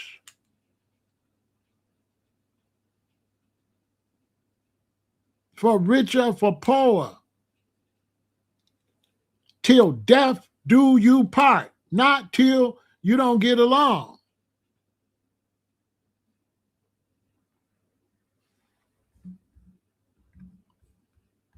Name 3 indicators when you know the masses are ready to be more socially active. Were there any indicators with previous movements with FBAs? FBA is not a movement. FBA is just a change of lineage. Like I keep saying that over and over again. Movements and FBA don't go together. The only movement is the movement to recognize your lineage.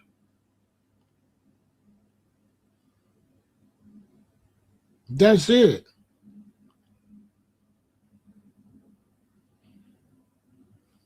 What's wrong with foundational Black Americans is you want movements, but you don't want factories.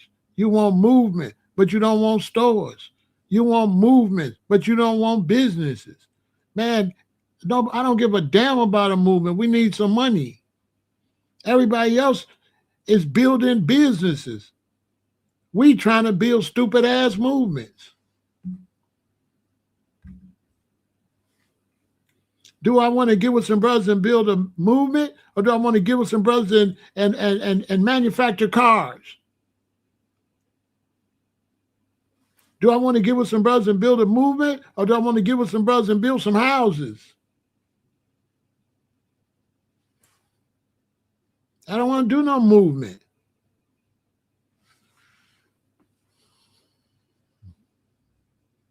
They keep trying to act like FBA is a movement. FBA not a movement. It's a movement to identify your lineage. That's it. FBA movement is only a movement to get everybody to identify their lineage, to get you identified that your family was the one that go back to the 1700s, to the Revolutionary War, based on the fact that you're going to have to go back to the 1800s to get your reparations. Okay? You're going to have to go back to the 1800s to prove that you was the people that was the slaves. So lineage traces your lineage, delineation, foundational Black Americans trace our lineage back to slavery, which makes it eligible for us to get reparations. And you can't come over here from Jamaica or Ghana and get no reparations. You're not foundational Black American. You're a Ghanaian. You were Jamaican or you whatever, but your family was not here to get what we're asking for. We're asking for work that was done at a specific time, and our lineage showing that we was the ones here at that specific time. That's what that is. And then we got people want to make it a movement or something weird. Now, they probably just don't know.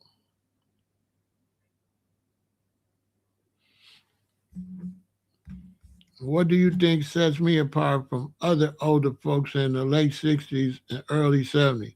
Some of my older family, deceased parents, aunts, and uncles, don't kick it like you. Well, everybody's unique. You know, everybody's a unique individual.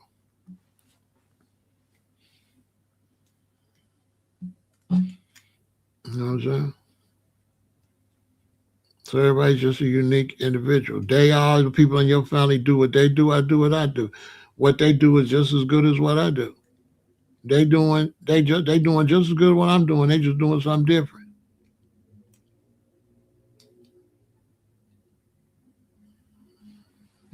That's all. Why do a lot of FBA want to act like their family was never slaves? Okay, because foundational Black Americans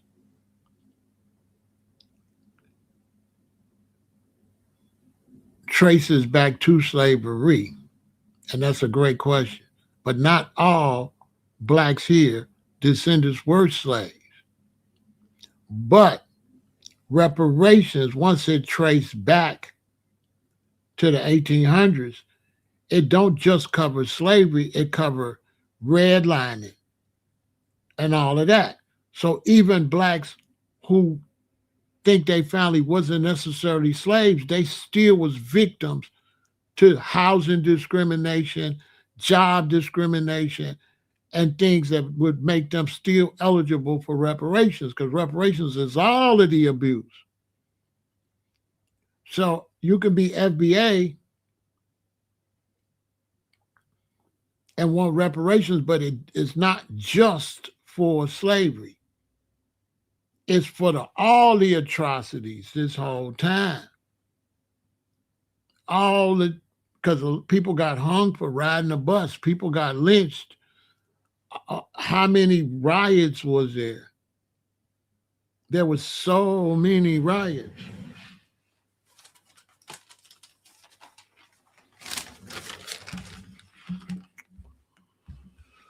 Exhibit A, riots where they unalived Black people.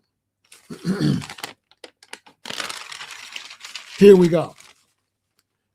1898, the Wilmington. 1898, Lake City, South Carolina. 1898, Greenwood, South Carolina.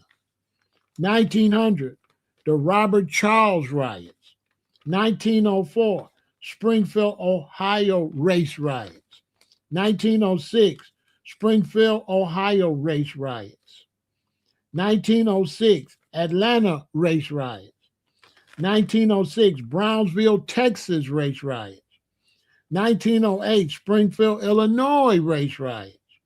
1910, nationwide Jack Johnson When Jack Johnson won the fight, black people all over the whole United States were unalive. Sealcom, Texas, race riots. That's 1910. 1917, East St. Louis riots. 1917, Chester, Pennsylvania riots. 1917, Philadelphia riots. 1917, Houston riots. 1919, Red Summer, where people was unalived in D.C., Chicago, Omaha, Elaine, Arkansas, Charleston, Longview, Texas, and Knoxville, Tennessee.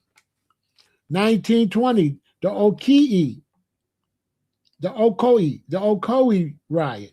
1921, Tulsa, Black Wall Street. 1923, Rosewood. 1935, the Harlem riots. 1943, Detroit. 1943, Beaumont, Pennsylvania. 1943, Harlem. 1943, the Zoot Suit riots in L.A. 1949, Peekskill. 1951, Cicero, Illinois. 1962, Ole Miss. So there was all these riots from 1898 to 1962, almost 100 years of riots, and people lost their lives. People lost their lives. So reparations covers all of that. You know, if they was doing them riots, you know you wasn't living well.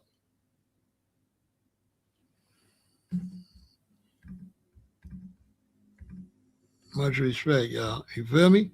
All right, we got some more good questions. Y'all asking some fire questions. This is a fire live. I ain't gonna lie.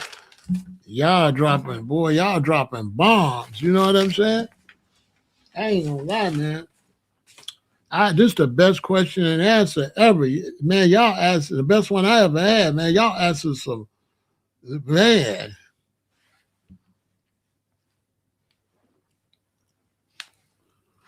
Man, you asking some serious questions.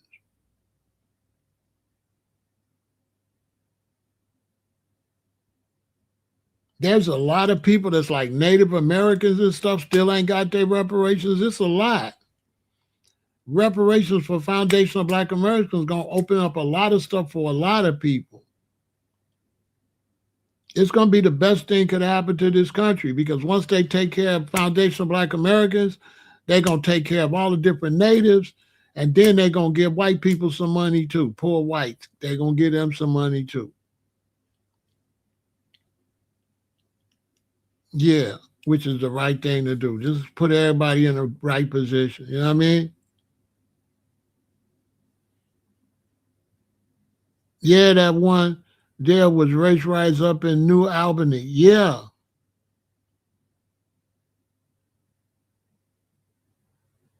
You know what I'm saying?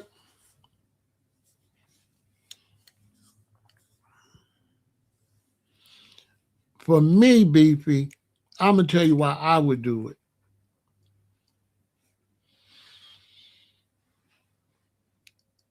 Once I gave foundational Black Americans reparations and I found other people reparations, I would definitely come out with some type of plan for the really, really poor whites. And I would give them something, not based on what they've been through, but based on what's beneficial to the country. What's beneficial to the country, when you talk about economics, is when you give money to your citizens, them citizens create an ecosystem. And that ecosystem could go 100, 150 years. And it's time for America to rejuvenate an ecosystem, because the money's too dried up. The money is too dried up. And if we get reparations, those that got jobs and that's working in certain areas, they'll get some money. But those in those backwoods and stuff like that, they might not even be in the loop to make none of that reparations money. So right now, blacks would say, why would I do it? But if blacks already got what they want, what difference would it make to you?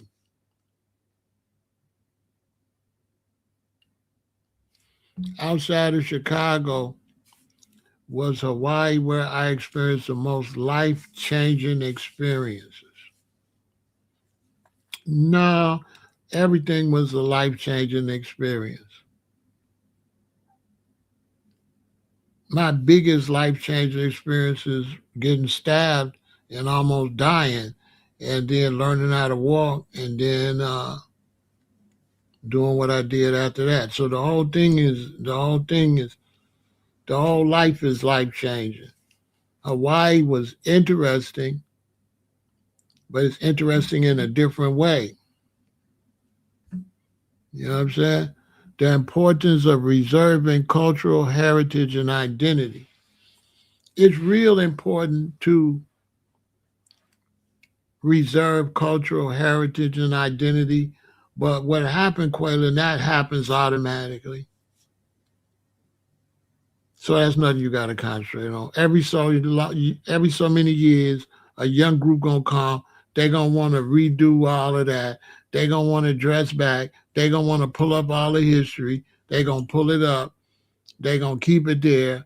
Everybody gonna you get used to seeing it. Everybody gonna calm down. Some more generation come. Another group come. They gonna do it. So it's never go nowhere anyway, because there's always groups born that keep it going. And every time you keep it going, that keeps it fresh. That keeps it right there for the next group. So cultural heritage and all that stuff, that's gonna always be here. They ain't gonna never go nowhere. It ain't gonna never go nowhere.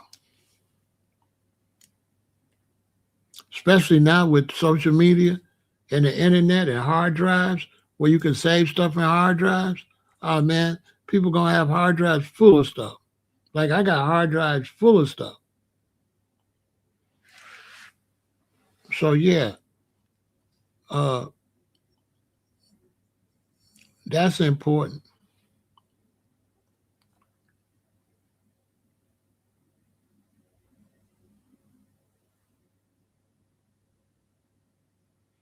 Have I seen that happen today? Like stuff that was popular during my youth that's back in style now. It ain't been long enough. It ain't been long enough. It's a little bit longer before they redo it. As long what they'll do, they'll keep coming up with new stuff, and until they reach the peak of that, they won't recycle. So it ain't really been long enough to do the stuff we used to do, because then it'll look old because you try to bring it back too fast. The only way it's gonna look new, you gotta wait. But yeah, it's a lot of stuff like the big leg elephant pants and stuff, the zoot suits they wearing them. It's a lot of stuff. The zoot suits and stuff. There are certain things they got on now that go way back. But they what they doing, the only thing they're doing difference is they not matching the pieces together. So they might got the big old pants like the zoot suit, but they might got some new futuristic blouse on. But yeah, they wearing them big old pants and them watch chains and all that stuff.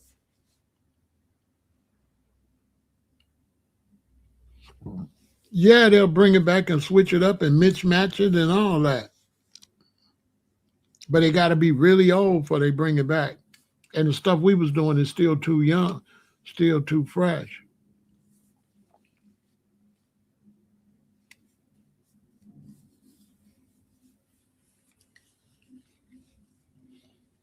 And they really going through something now because you got the LGBTQ and you got people doing different sex things. So they got new fashion that they got to create too for the gay people. So it ain't like they really got time to just recycle heterosexual looks, because now they got to get into this new thing where people is dressing like a mixture between heterosexual and gay now. You know, men wear stuff look like blouses and all that. So they're going into a whole nother stratosphere with it. So they ain't to the point to recycle yet. They ain't got to that point yet.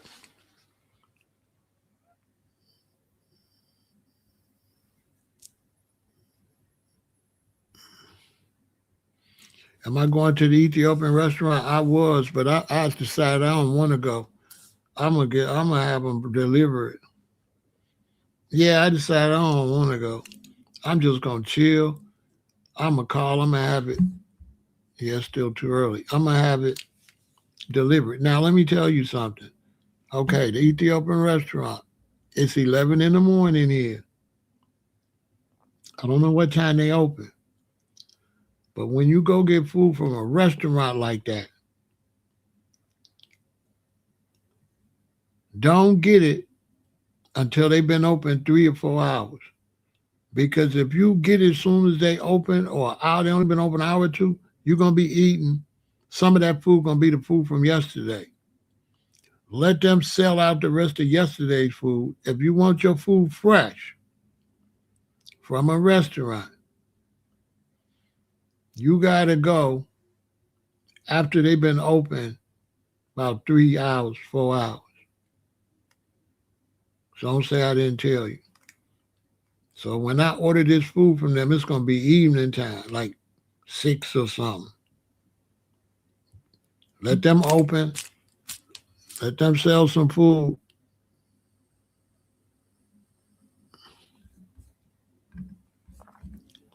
Sometimes I hear Haitians say that war influenced our civil war. What war? Say they war influenced our civil war?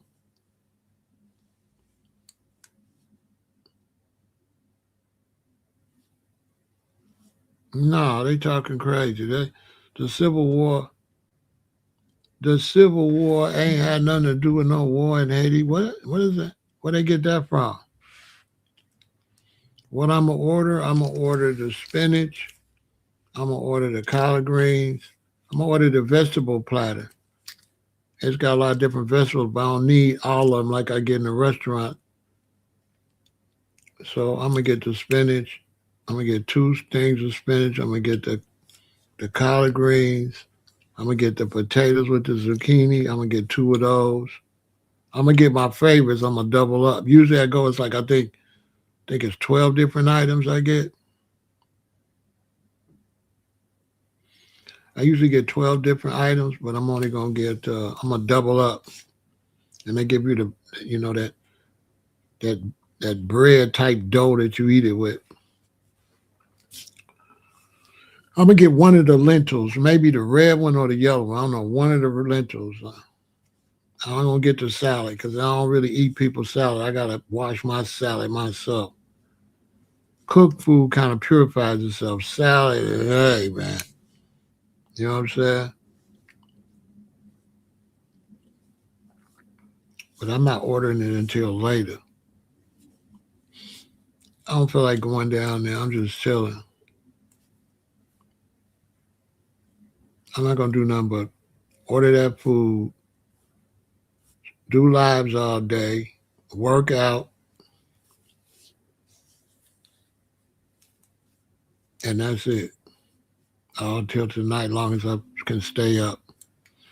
I might not work out till it gets late, so I don't get sleepy.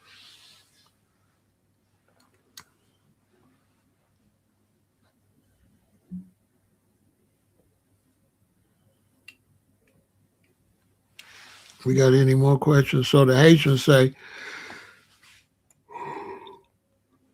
they were inspired our Civil War. No, our Civil War was inspired from something else. How to deal with difficult in-laws. You have to give me some examples. Give me some examples, sweetheart, of what in-laws do that's getting on your nerves. Because in-laws, your mate is the one that makes you end up having to be around in-laws, right? Your mate is the one that make you always have to be around in-laws. So sometimes if your relatives is making your mate uncomfortable, you need to stay away from your relatives a little bit. Because you ain't married your relatives, you married them. So that extended family stuff, that's not really good for married couples. To me, to me. Like I never take my wife all up under my mama and daddy like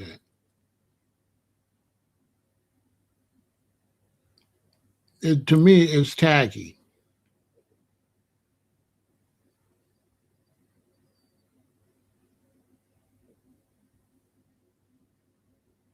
You know what I'm saying? So give me some examples. What's going on, Sharon's grandma? What I think about the upcoming fight with Mayweather and Tyson? I'm not watching that. That's a money grab. That's a money grab. Everybody know they both broke, and it's a fake fight. We seen Tyson do the fake fight with the white dude. We seen Mayweather do a whole bunch of these fake fights. I'm not watching no fake fights, bro. I'm not watching no fake fight. I'm not paying no money to see no fake fight. That don't even sound. That don't even make no sense. That just show you. That just show you that they feel the public is trash. Who in the hell would watch Tyson and Mayweather? Little as Mayweather is, and big as Tyson is, and they both washed up. We seen Tyson throw that fight with the dude when he could have beat that guy. And when he hit that guy one time, the guy grabbed him and said, Mike, slow down. Mike threw that fight. Mike could have knocked dude out. The last fight with the brothers, the two brothers, he fought one of them. Man, one time Mike hit him, boom, boom, and he grabbed Mike and said, oh, whoa, whoa. Jake Paul, I think. That fight was fixed. Y'all seen the Jake Paul and Mike Tyson when Mike started whooping him and he grabbed Mike real quick and said something? Whoa, Mike, wait, don't forget, don't forget. Man, I'm not watching that trash. That's an insult anyway.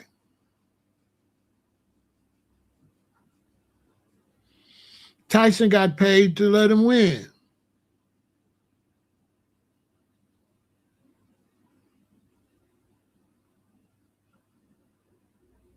I don't know what Ethiopian restaurant they go to. He paid Mike. That's it, paid. They've already paid. They've already decided. They've already paid. It's not going on nobody's record. Mike Legacy been dead. Mike's a goofy. Mike been punched out and knocked out a bunch of times. Mike Tyson ain't got no legacy. He ain't no best fighter. He was the most dangerous fighter when he was winning. Mike got beat all up before he left. What legacy? Mike Tyson been trash. Mike stayed out there and got whooped on and whooped on, whooped on and whooped on. Because Mike wasn't taking care of himself and taking it serious. And once his coach passed away, that was the only one could keep Mike in line.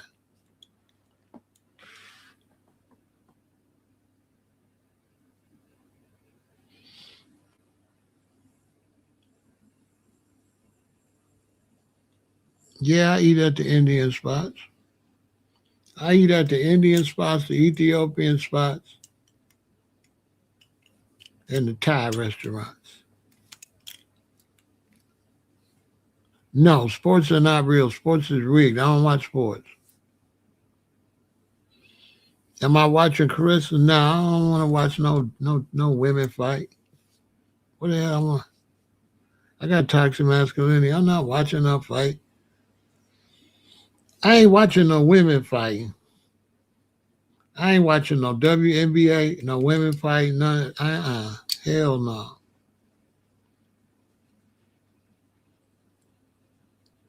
I watch women play tennis or something. I watch that. I ain't watching the WNBA. I ain't watching no women boxing, man. What is that? No, I can't watch that. Anybody watch it though? I ain't saying you shouldn't watch it. You know what I'm saying? Oh, the NBA. The NBA is horrible. The only sport that still look a little real is football.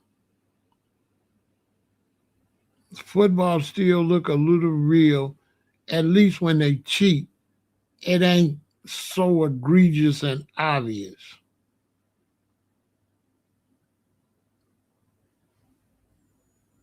But the rest of that stuff, oh my God. They still cheat in football.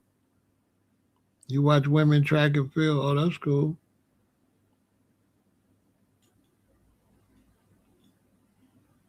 You know, it's you know what I mean? Basketball, oh my God. They said they letting them play tonight. What was they doing last night? Okay, turn it off. Click. You know what I'm saying? Baseball? No, I've been stopped watching baseball.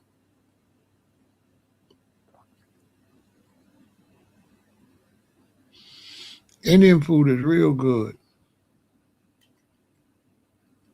Those my three when I'm out traveling different cities. Yeah, Indian, Ethiopian, Thai. Can't lose. The Thai is real holy with their food because some of their gods is vegetarians. So if you go in a Thai restaurant, you'll see these little gods and you'll see they have lettuce in there and carrots in there. So the Thai people, they really treat the vegan vegetarian food with honor. They don't mix it. They don't let the meat mix with it. Whereas Chinese,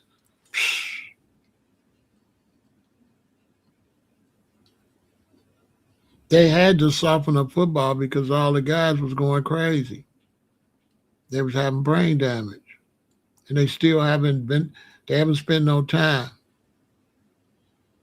I ain't eat no Vietnamese food. No, the only restaurants I go into that got meat is those that I name because they are very careful not to mix it. The rest of them is sloppy. They're gonna mix your stuff. You're gonna have cross contamination.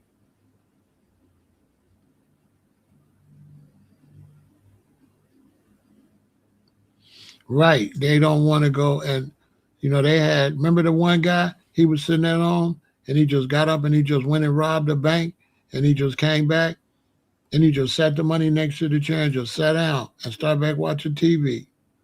The football player.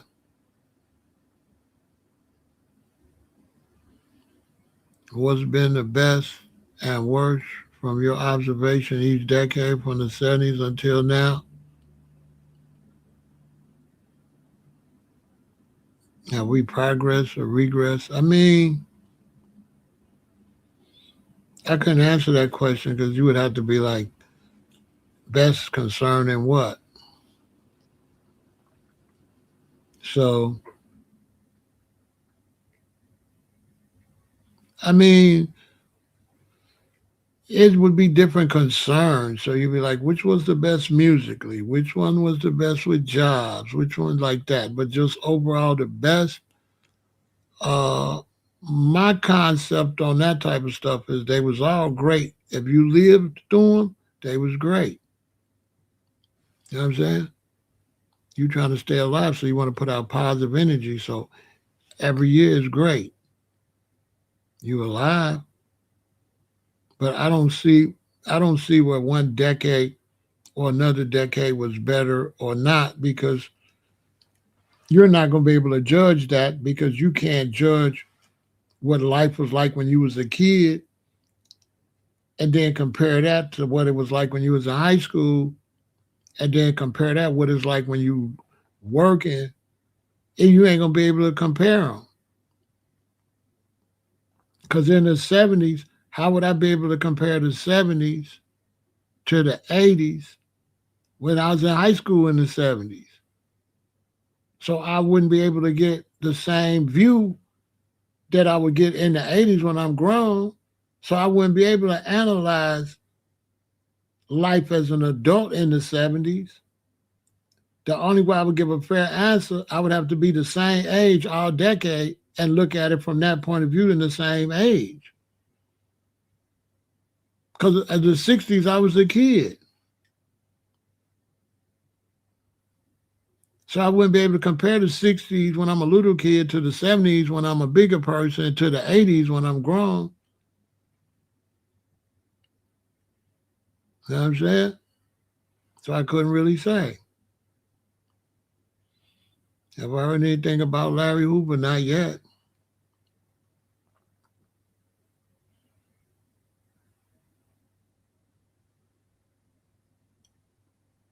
I would like him to let him out, but I don't think J.B. Pritzker going to let him out. I don't think they're going to let him out. I don't think they're going to let him out.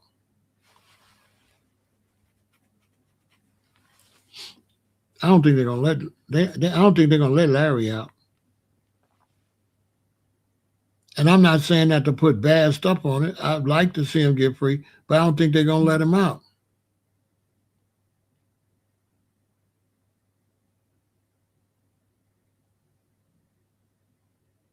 Why did he go to the feds? He went to the feds because he was in the state and they were still doing crimes in the state.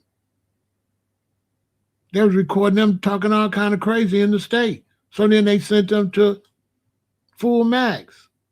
So when you come back to the state, why would they let you go when you were still doing crimes in the prison? Man, they was doing crimes and ordering hits in the state prison, ordering hits. So you think you get back to the state, they're going to let you go home? When the last time you left, you was ordering hits, you was ordering hits in the state. They're not letting you out.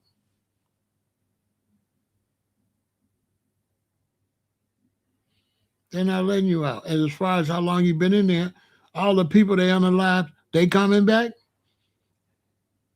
If the GDs under his rule had unalived your son, would you want him to be out? You can't go out here and do all these crimes to people that they never get over, and then you get a break, but everybody else is gone already.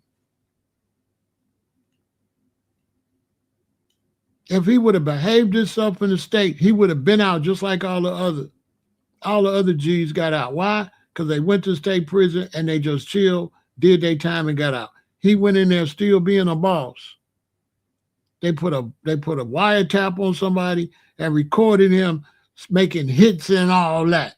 That's how he got sent to the full max. They're like, oh, you're going to just run over us in this state.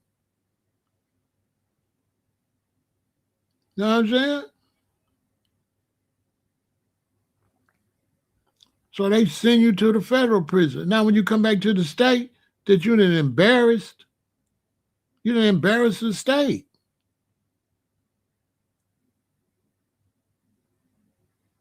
You make their security look all messed up and all that. Boy, they're not letting you out.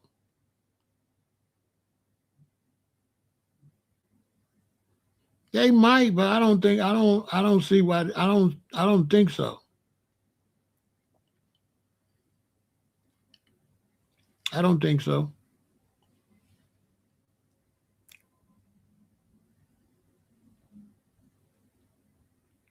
If they do, they're gonna wait till like he bedridden type sick, so he can't never hit the streets or nothing. Just go home and lay in the bed and pass away.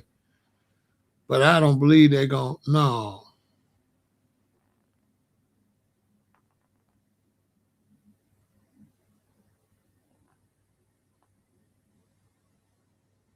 Those are my thoughts on creating a family Bible manual that has a family creed, crest, origin story, recipes, health protocols, financial protocols, life advice. I mean, that'd be a good thing. Anything you can pass down to the family would be good. Depending on the recipes. If the recipes got meat and stuff in it and eggs and stuff, then you just passing poison down. So I can't stamp no recipe book because y'all eat like trash. And the next generation they ain't gonna want to eat that. They're gonna be done already unalive. That's why everybody gonna be unalive because the recipes, the recipes in the book is probably the reason y'all gonna have to pass books down. I'm just saying, eat that. I'm just saying, the recipes is probably the reason you got to pass it down. It's probably the reason y'all passing away maybe early. So I don't know. And the recipe part threw me out. But you got there dead chickens and dead birds and stuff is in there, cows and stuff. What's in the recipe? Is there any cow flesh or chicken flesh in there? I don't know. I don't think that would be helpful. Here's a book to show you how to get diabetes just like grandma. You know what I'm saying? Grandma ate this stuff and passed away at 62.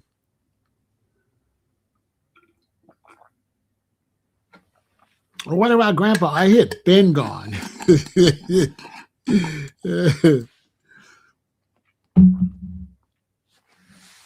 Do I think they will ever make it back to the moon and Mars? If they want to, if they win in the first place, I don't know. I don't know. From what I understand, they on the moon now, so they ain't got to go back.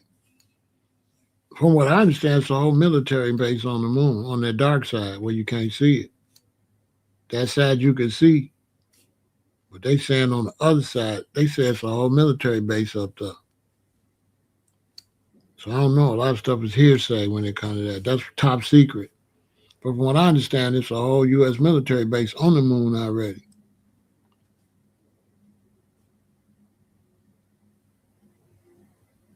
From what I understand.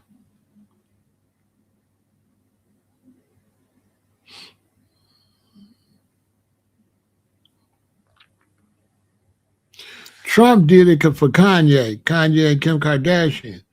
Kanye and Kim Kardashian been asking Trump, free Larry, free Larry, free Larry. Trump wanted them to come home, but the state still got a beef with them.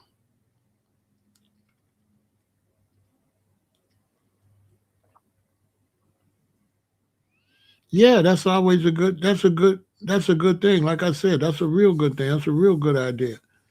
And that's a real good idea to preserve the information and stuff like that. That's an excellent idea. I agree 100%. That's an excellent idea. Get a bunch of copies and pass them down to keep all the information and legacies going. And start a business putting them together for other people. Make a couple million. Once you get yours together and get it right, start selling them. Yep, start selling them. Once you get it and it's right, boom. Pat, go do whatever you got to do. Come up with the name of the company, trademark the logo for the company, boom, and start selling them. That's what I would do, pro marketing, pictures and all of that.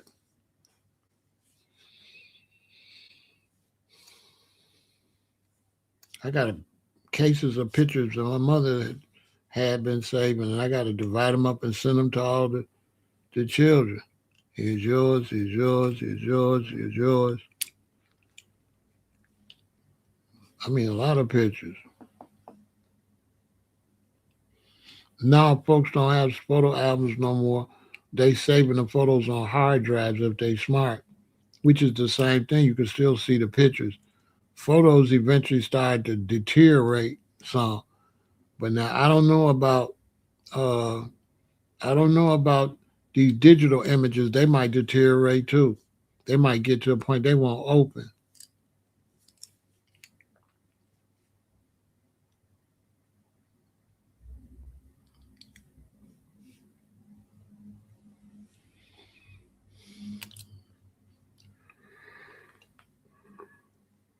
Well, people ain't having families like that no more. Men ain't getting married. They ain't having no 3 or 4 children no more. That's a small group. You got so many people gay, they not having no families. And a lot of men, they don't want to get married. They don't want to have no family. So families is mother, father, and children is becoming a thing of the past. Nobody wants to have babies anymore. Nobody wants to get married. Men don't want to get married no more. They don't.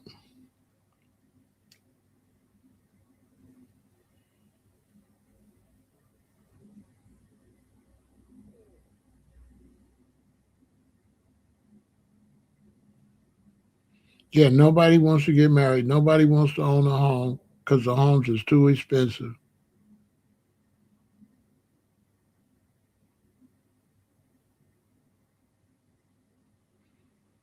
Yeah, you gotta have a hard drive. You know what I'm saying?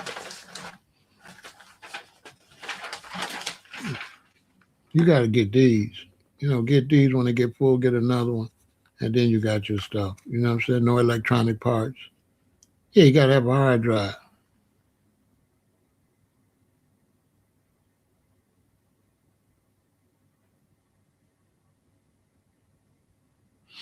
Yeah, you gotta have a hard drive.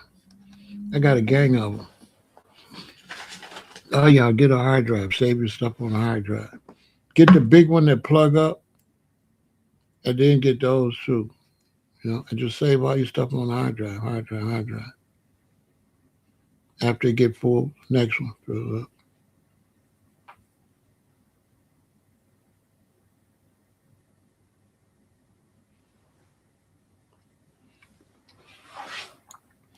I have to add that because I gotta. After a while, I gotta take this stuff off my computer. It's too much on my computer. It starts slowing down. Oh, CDs is good too. CDs is real good. But hard drives is the best because you get hard drives. You can get 2 hard drives. You could double it. You could put everything in this one and that one. So if anything happened to one hard drive, you got a backup. And then you should have a hard drive because you should be dragging stuff off your laptop, put it in a hard drive so that your laptop work quickly. The more stuff you got on your laptop, the slower it's gonna work.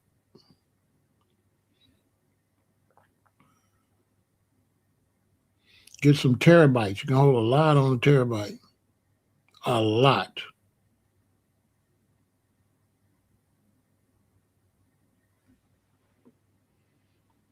What's my 3 homemade go-to meals for the week?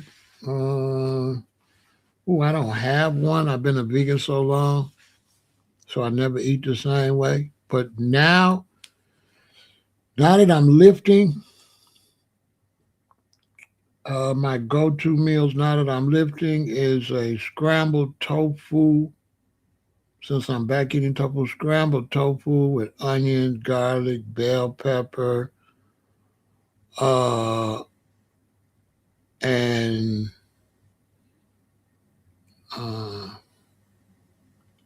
maybe tempeh or whatever else I could get to chop up in there. So it's a tofu scramble with other stuff in it, so I could get enough protein so I could hit the weights, hit the weights, hit the weights. So I'm barfing down tofu like crazy. Uh, my other go to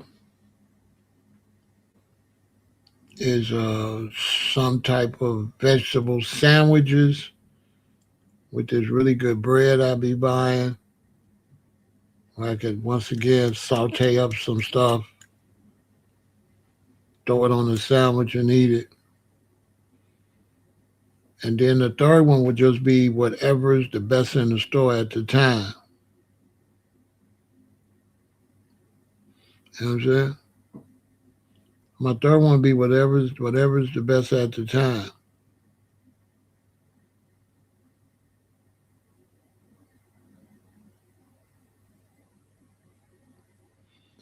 Over the next 2,000 years, is the best for our people to live in these large cities or move to live in a more rural lifestyle? I mean, that's a matter of,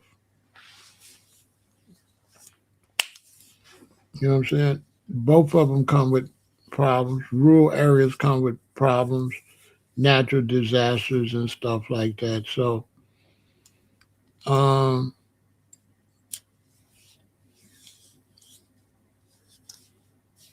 as far as our people, black, I can't give no big advice for black people as far as where to live. Living conditions are going to keep changing, and you're going to have to live whatever it works best for you. What city you in? What kind of job you got? Uh, what can you afford? So it's a lot to it. Rural living is not that great when you get elderly. A city is better when you're older. Rural is not all that great when you get older.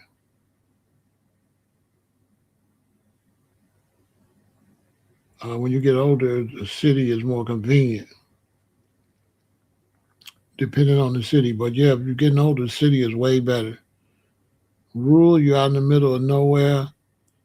Uh, you're never going to have hospitals as great as you got in the city. So that you're never going to have a hospital out there like I'm going to have here in Chicago. If I go over to the medical district over there, it's going to be the best doctors in the world. I'm in Chicago, so it's the best doctors in the world. That's a fact. Anybody tell you that? So it just depends. I couldn't really give that advice because everybody's got it. Like, you know what I'm saying?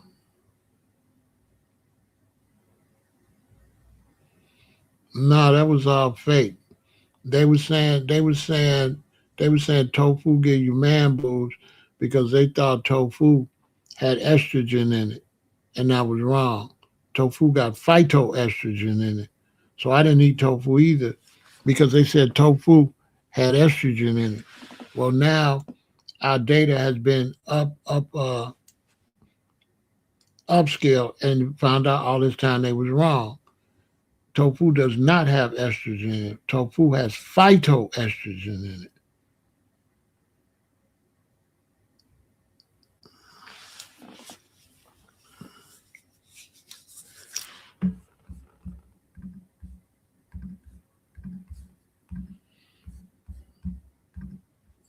So they gave us the wrong information when they said because I didn't eat tofu for years because I thought that was but that was wrong.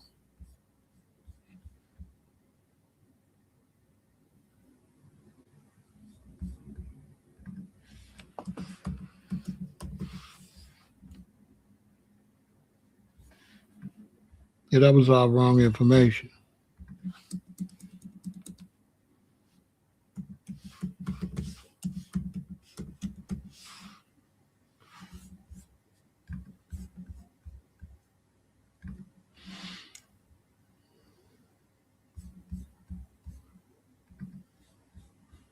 Yeah, they gave us that was wrong information.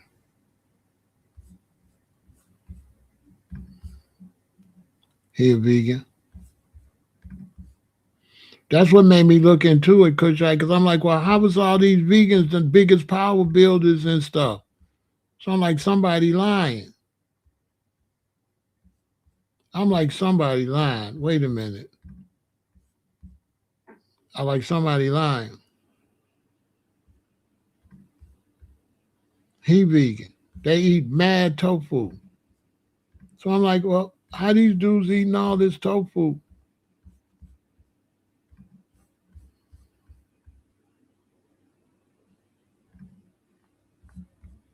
How these dudes eating all this tofu?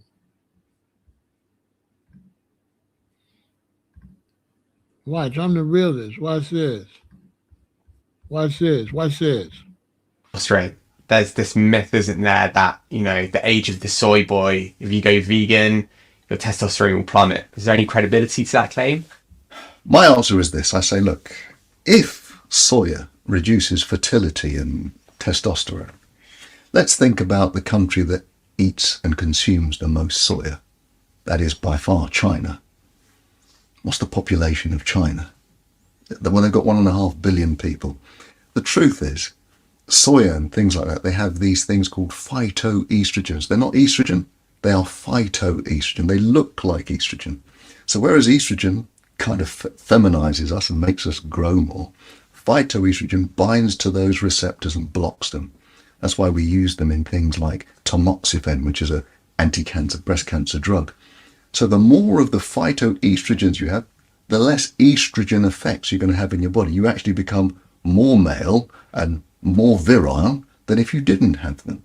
It's just not true that soya diminishes your testosterone and your masculinity. It's completely the reverse.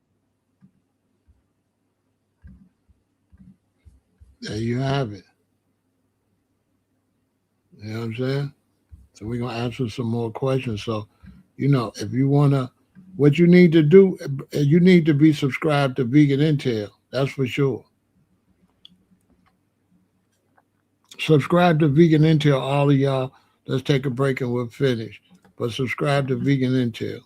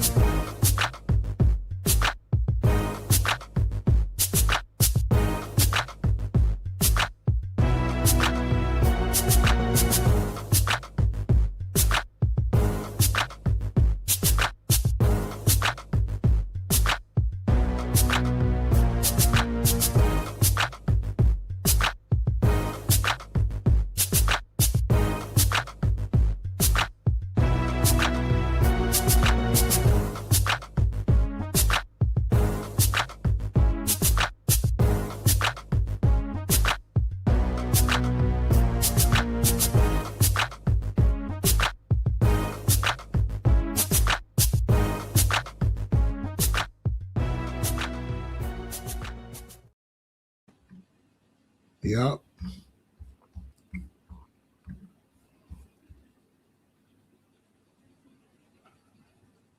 Yep, subscribe to Vegan Intel. Get a lot of that information.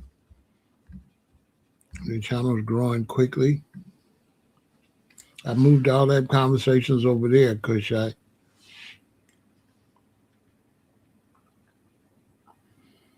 Yeah, for real. Yeah. You know what I mean? But, people have to decide where they want to live and make their own decisions.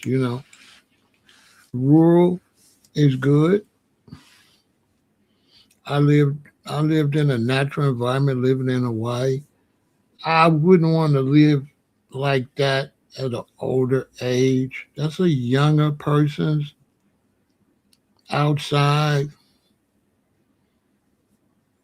You could, depending. Some older people might like that actually. So it's hard to say. You have to kind of make your decision on where you want to live and what you want to do. Me, I like Chicago.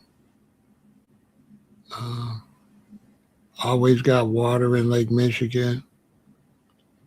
You know what I'm saying? Always got water. Okay, yeah, that's good. That's where all the information gonna be with the iTile and all type of stuff. It's real heavy over there. So look, that's it for the question and answers. Y'all asked some great questions. It was a pleasure. And we'll do this again real soon. And keep it real. Victory.